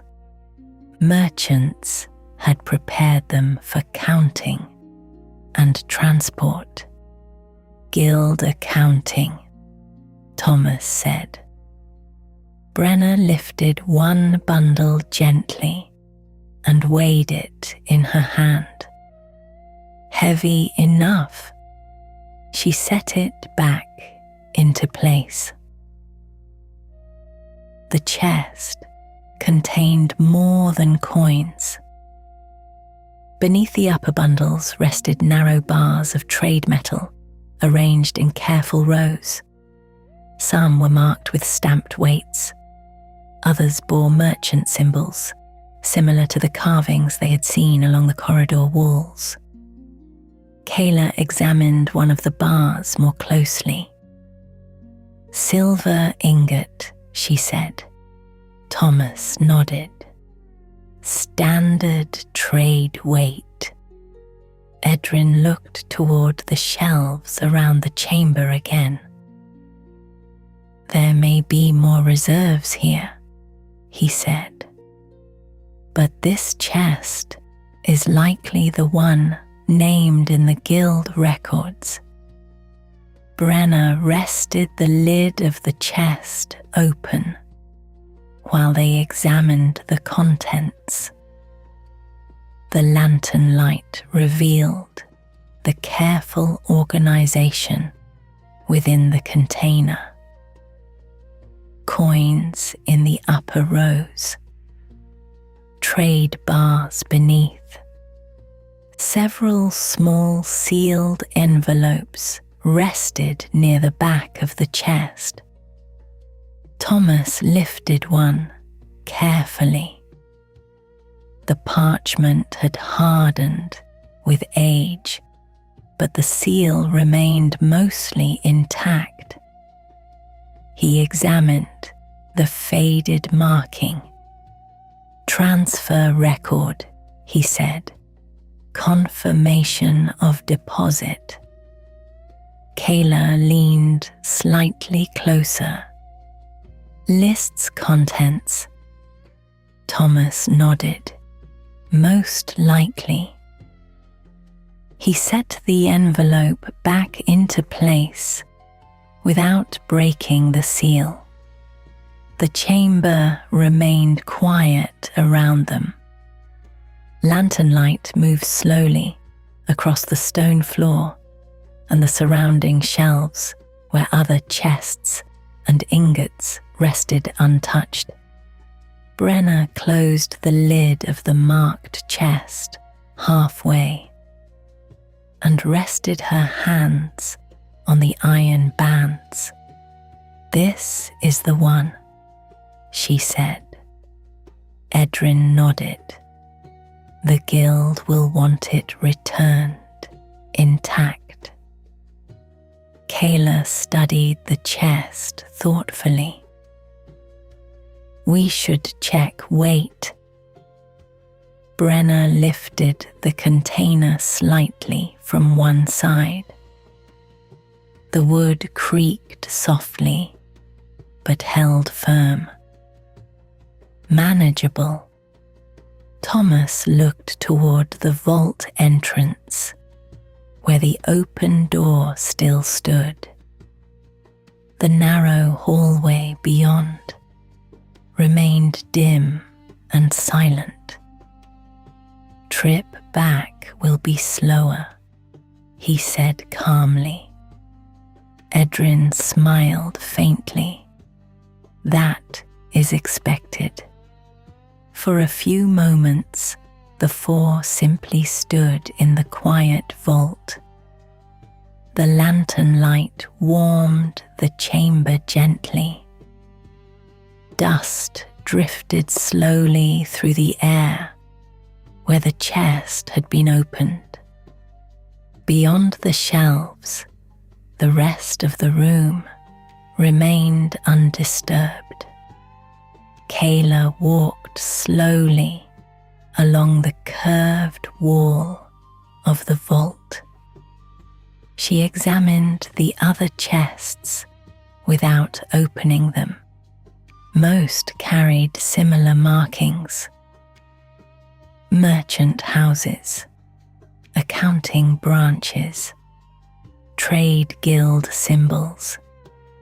All had been left exactly where they had been stored. "No disturbance," she said. Thomas followed her gaze along the shelves. The vault held. Edrin rested one hand on a nearby stone platform where several ingots remained stacked. "Stone walls keep secrets well," he said. Brenna closed the marked chest fully and secured the latch again. The metal clicked softly. "Ready to move," she said. Kayla returned to the center of the chamber.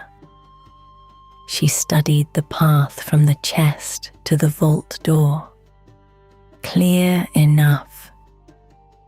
Dust lay evenly across the floor, except for the footprints they had already made. "We carry together," she said. Brenna nodded once. Edrin stepped forward and lifted the lantern slightly higher so the path remained well lit. Thomas allowed the glow in his palm to dim slightly now that the chest had been secured. The pale light remained present, but softer. Brenna and Kayla positioned themselves on opposite sides of the chest. They lifted it carefully. The weight settled evenly between them.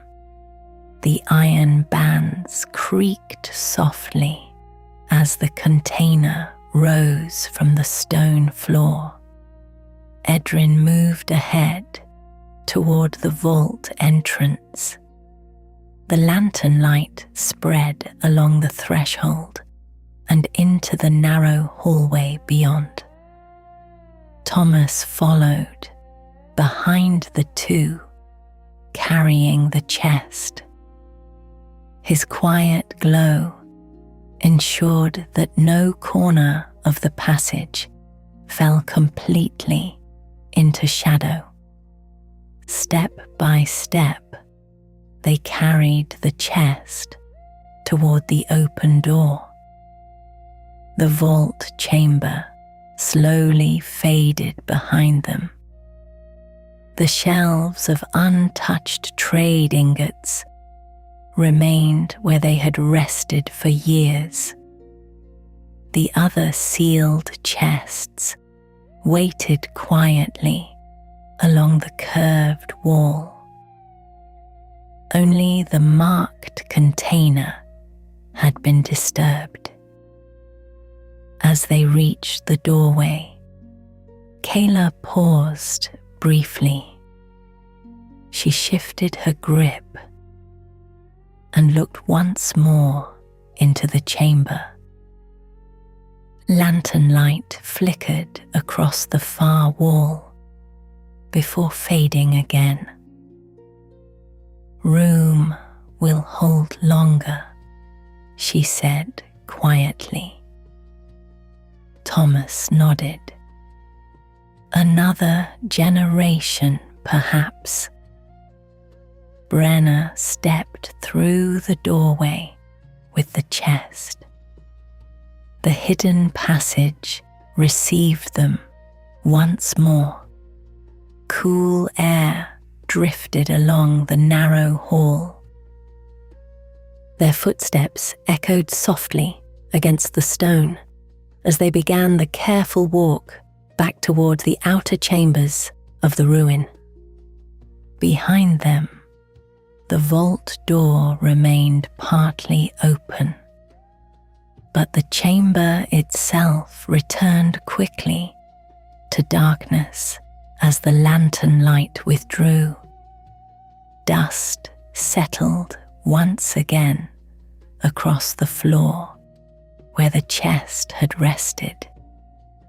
The quiet vault waited patiently beneath the hill, and the party began the slow journey back toward the surface with the guild's lost reserve. The passage felt narrower on the return. Brenna Stonehand walked at the front once again, though now she carried the lantern in one hand and helped support the chest with the other. Kayla Thorne held the opposite side of the iron-banded container, her grip steady and balanced. Between them, the guild chest moved slowly through the passage. Its weight was not overwhelming, but it required patience. Every step had to remain careful, and even so, the contents inside did not shift too suddenly. Edrin Vale walked ahead with the lantern for the first few steps until Brenna adjusted her grip. Then he moved slightly forward again to guide the light along the narrow corridor. Thomas Greywick followed behind them. The faint glow resting in his palm remained soft and steady, illuminating the deeper shadows behind the group, so no corner of the passage remained completely dark.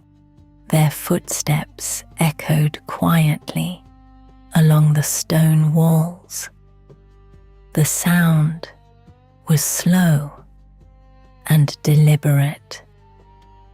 The hidden corridor they had discovered earlier now felt familiar, though the quiet weight of the chest made the journey different.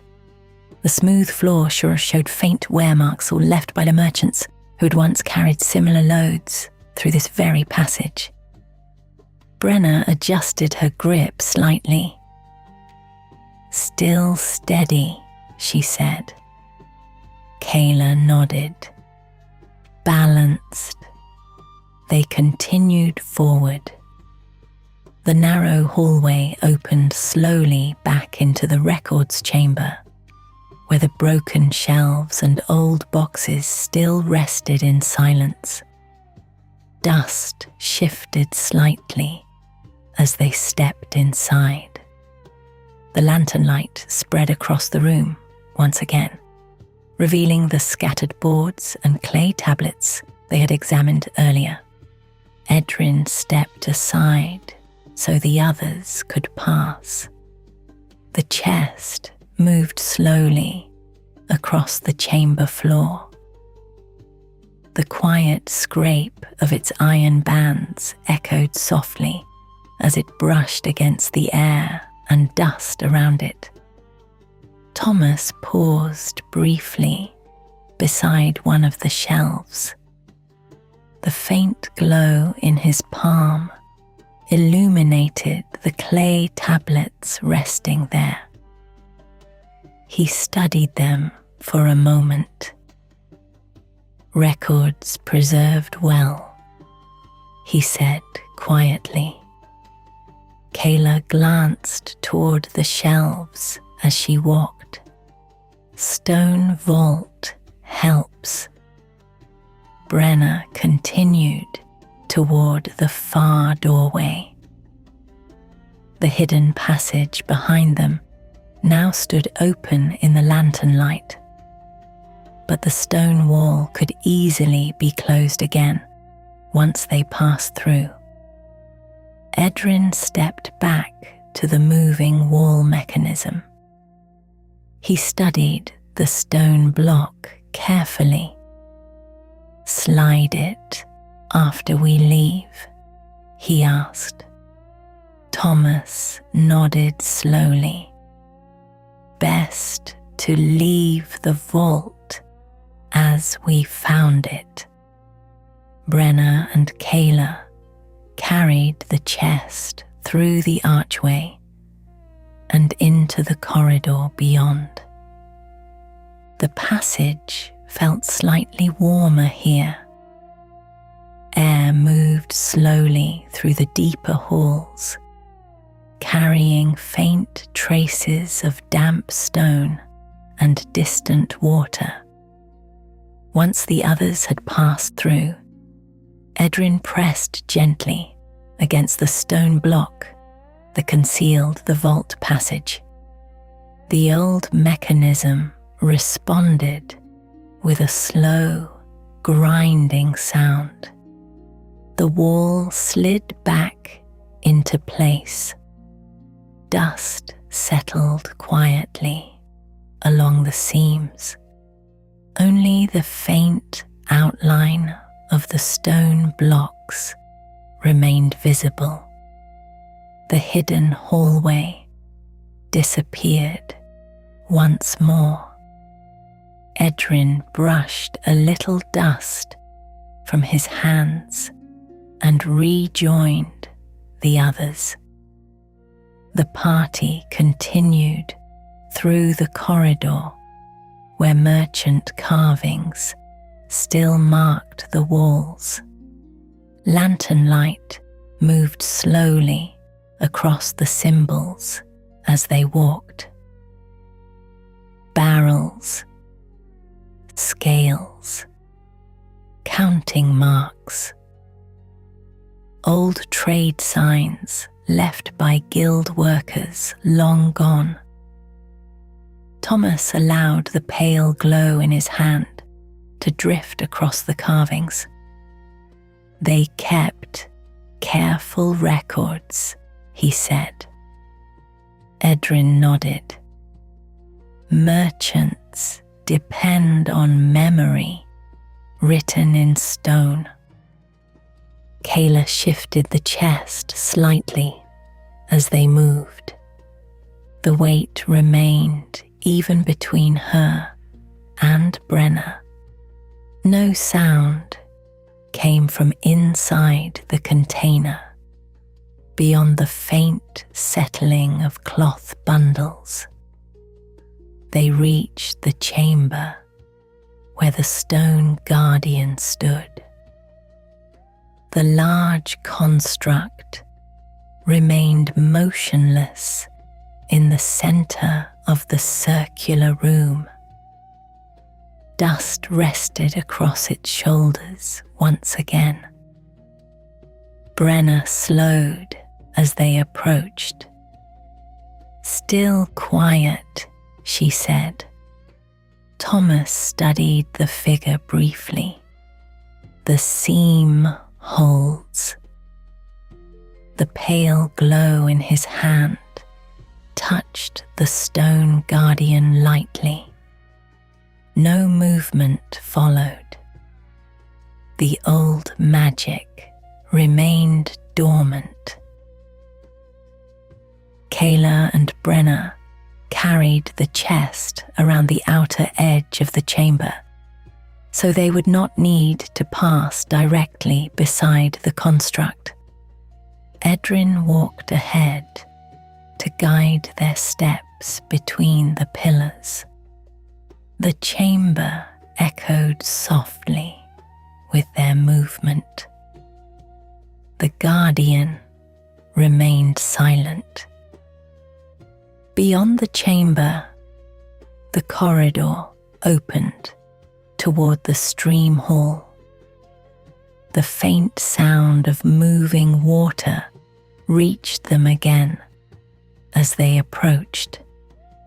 Cool air drifted along the floor. When they entered the stream chamber, the lantern light reflected immediately across the water. Soft golden ripples spread across the ceiling. The stepping stones still rested in their quiet line across the shallow current. Edrin stepped forward first. He examined the stones carefully. "No shift," he said. Brenna nodded. "Same path." Crossing the stream required more care now. The chest had to remain balanced as they stepped from stone to stone. Kayla took the first step. Her boot landed firmly on the nearest block. The water moved gently around the base. Brenna followed a moment later. Together, they carried the chest slowly across the stepping stones. Lantern light flickered across the moving water. The small fish beneath the surface drifted lazily through the shallow current. Thomas paused briefly beside the stream before stepping across.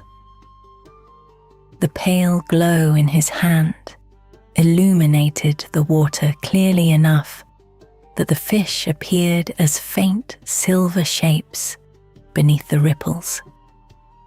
"Still peaceful," he said. Edrin smiled faintly.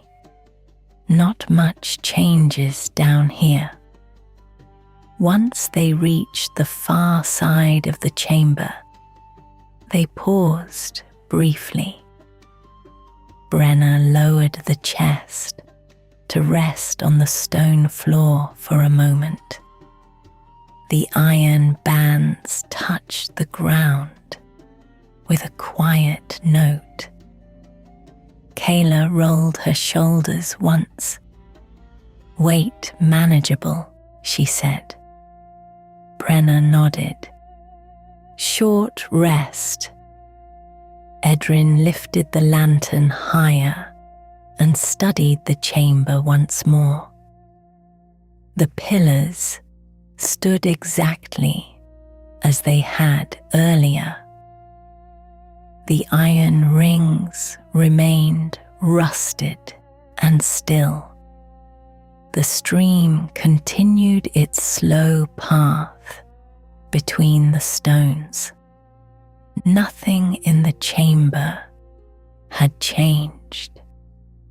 Thomas looked toward the corridor leading upward. The stairwell is next.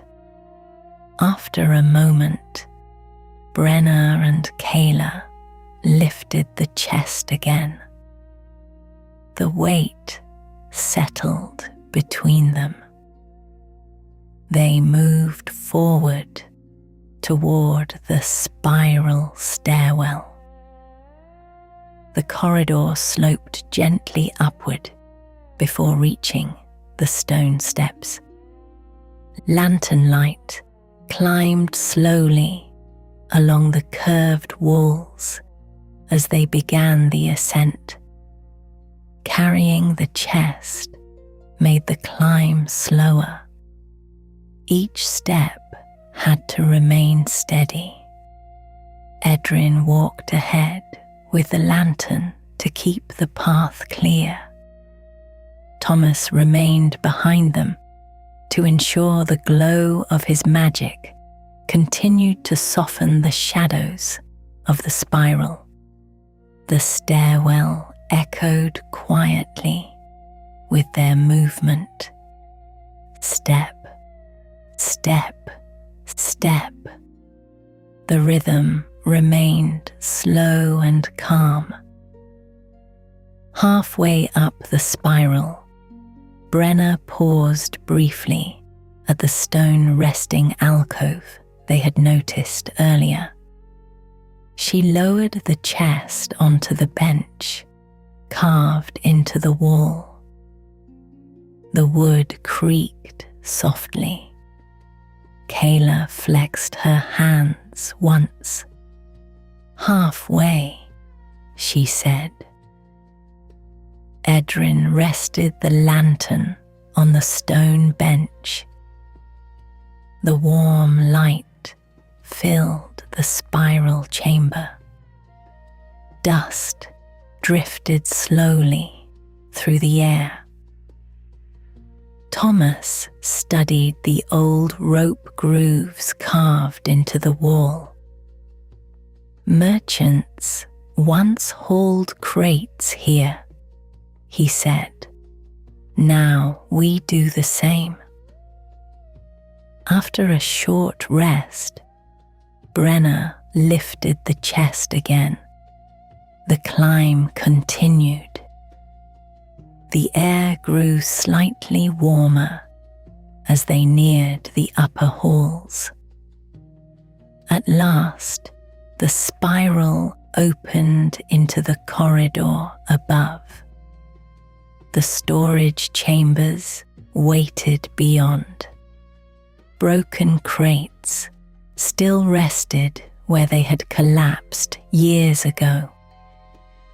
The shelves leaned quietly against the walls. Lanternlight moved across the familiar space as the party stepped into the upper level once more. Kayla glanced across the room. "No change." Edrin nodded. "Ruins keep their silence well." They crossed the storage chamber slowly. Dust rose beneath their boots.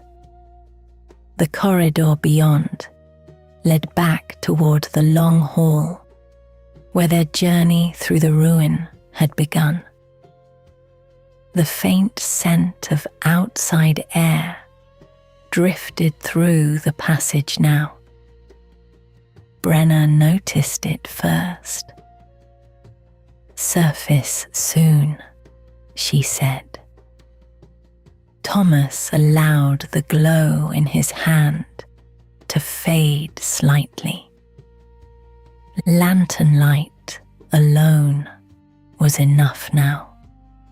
Step by careful step, they carried the guild chest through the final corridor. The ancient ruin remained quiet around them. Behind them, the vault rested once again in darkness beneath the hill. Ahead of them, the stair leading to the surface waited, and beyond it, evening light, the final corridor of the ruin, opened slowly toward the stair that led to the surface. Brenna Stonehand walked at the front of the group once more. The lantern in her hand cast a steady amber glow across the worn stone steps ahead. Beside her, Kayla Thorne carried the opposite side of the iron-banded chest. The weight between them remained balanced, though the long journey upward had made their pace careful and deliberate. Behind them, Edrin Vale followed with patient steps, watching the floor and the walls the way he had throughout their time in the ruin. Thomas Greywick walked last, the soft glow in his palm dimmer now than it had been in the deeper chambers. The lantern alone was enough to guide them here. The air felt different now. Cool underground stillness slowly gave way to a faint current drifting down the stairwell. It carried with it the scent of grass and open evening air. Brenna noticed it first. "Surface soon," she said quietly. Kayla nodded without breaking her pace. "Good path back." The stone stair rose steadily through the hill. The steps were broader than the spiral stairwell they had climbed earlier.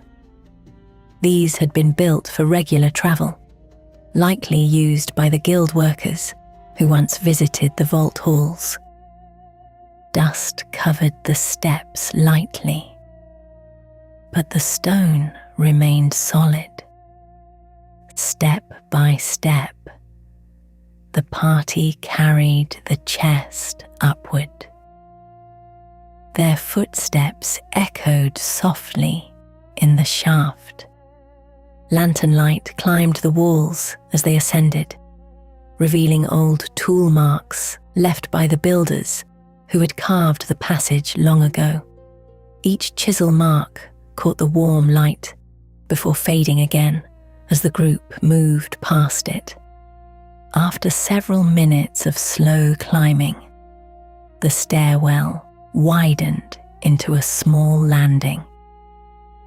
Brenna lowered the chest carefully to the floor. The iron bands touched the stone with a deep, quiet note. Kayla stretched her shoulders once before resting her hands on her knees. "Almost there," she said. Edrin set the lantern on a small stone ledge carved into the wall.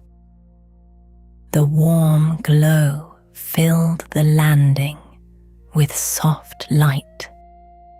Thomas studied the stair above them. The pale glow in his palm flickered slightly before settling again. "Sunset," he said. Kayla glanced toward him.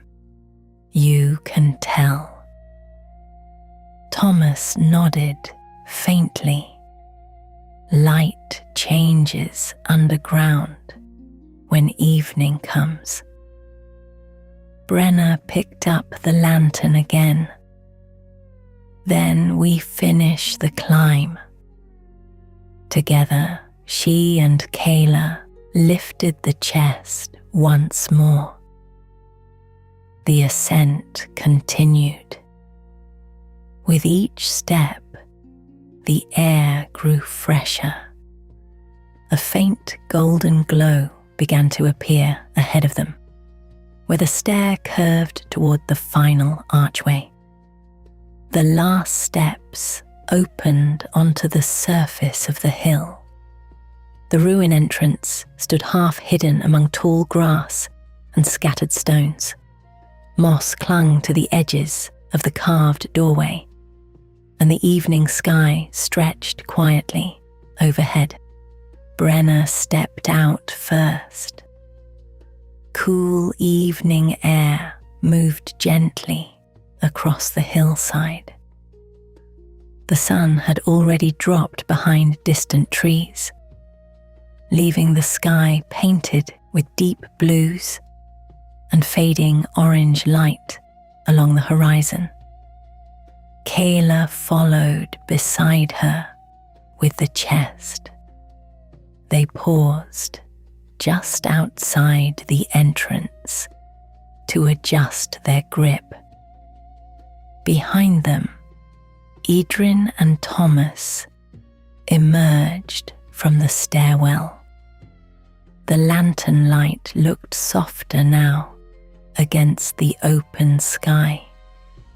For a moment, the four simply stood there, breathing the evening air. After the long stillness of the underground halls, the open space felt wide and calm. A few early stars had begun to appear above the tree line. Edrin looked back toward the entrance to the ruin. The stairwell descended into darkness once more. "Quiet place," he said. Thomas nodded. "It will remain so." Brenna turned toward the narrow path that led down the hill toward the nearby road. "The guild hall isn't far." Kayla shifted the chest slightly. "Then we walk." The path wound gently through the grass and small shrubs that covered the hillside. Lanternlight guided their steps as the evening deepened around them. Crickets had begun their quiet chorus in the grass. A soft breeze moved through the leaves of nearby trees. The road appeared ahead of them, not long after. It was a narrow trade path, packed firm by many years of carts and travelling merchants. The lantern light reflected faintly from its pale dust. Edrin walked ahead now, holding the lantern so the path remained clearly visible. The guild hall stood less than a mile away, in a small roadside settlement that had grown slowly over the years around the merchant trade routes. As they walked, the quiet rhythm of their footsteps matched the gentle sound of evening wind across the fields. The chest remained steady between Brenna and Kayla. Thomas allowed the glow in his hand to fade completely now. The lantern provided all the light they needed. In the distance, the first lights of the settlement appeared. Warm windows glowed softly among the buildings. The guild hall stood near the center of the small village.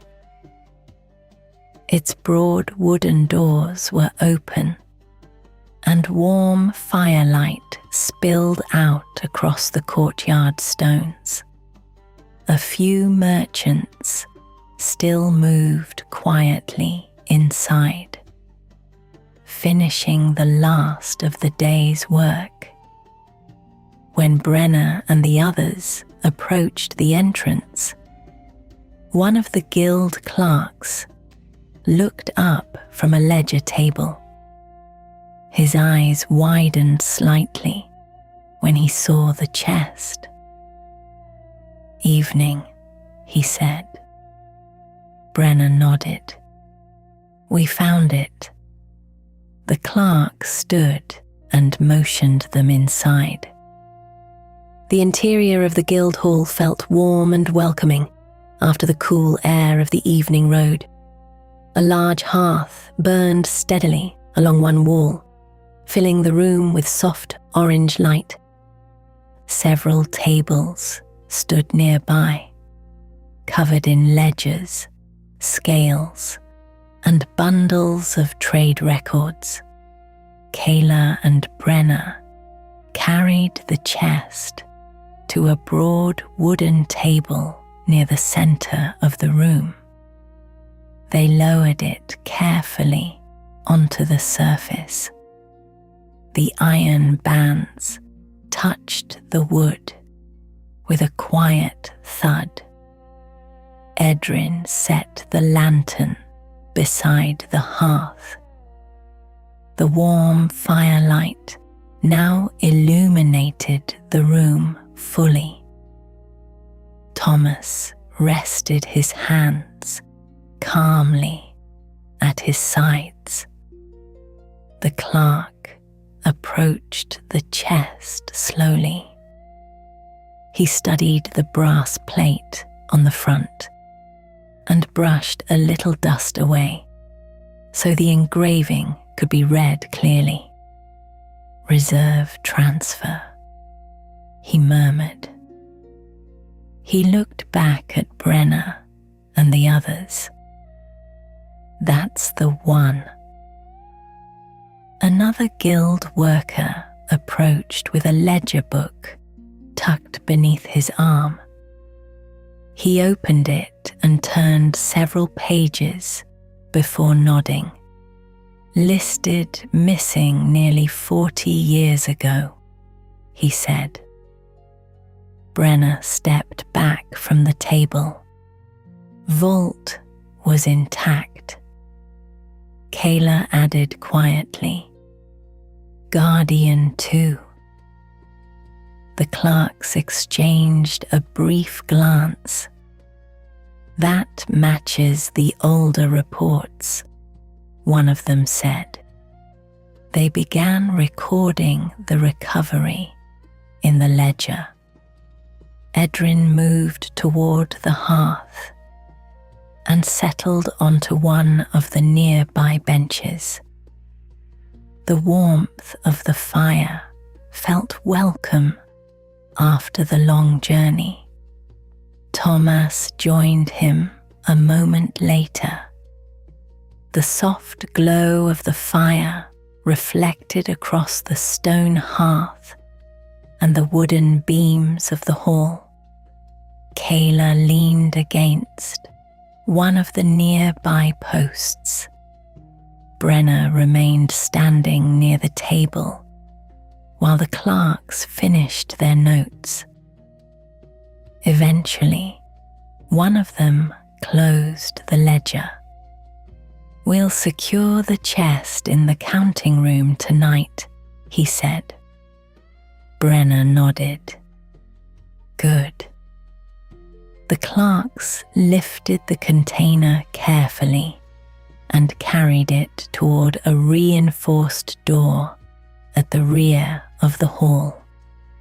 When the door closed behind them, the room grew quiet again. The only sound came from the steady crackle of the hearth fire. Edrin rested his hands together near the warmth. "Well done," he said calmly. Kayla sat on the bench opposite him. "Quiet job." Thomas watched the flames for a moment before speaking. "The best kind." Brenna finally joined them near the fire. She removed the lantern from her belt and set it beside the hearth, where its light mingled with the fire's glow. Outside, the evening had grown darker. The village lights shone gently through the windows of the hall. Crickets continued their quiet song in the fields beyond the road.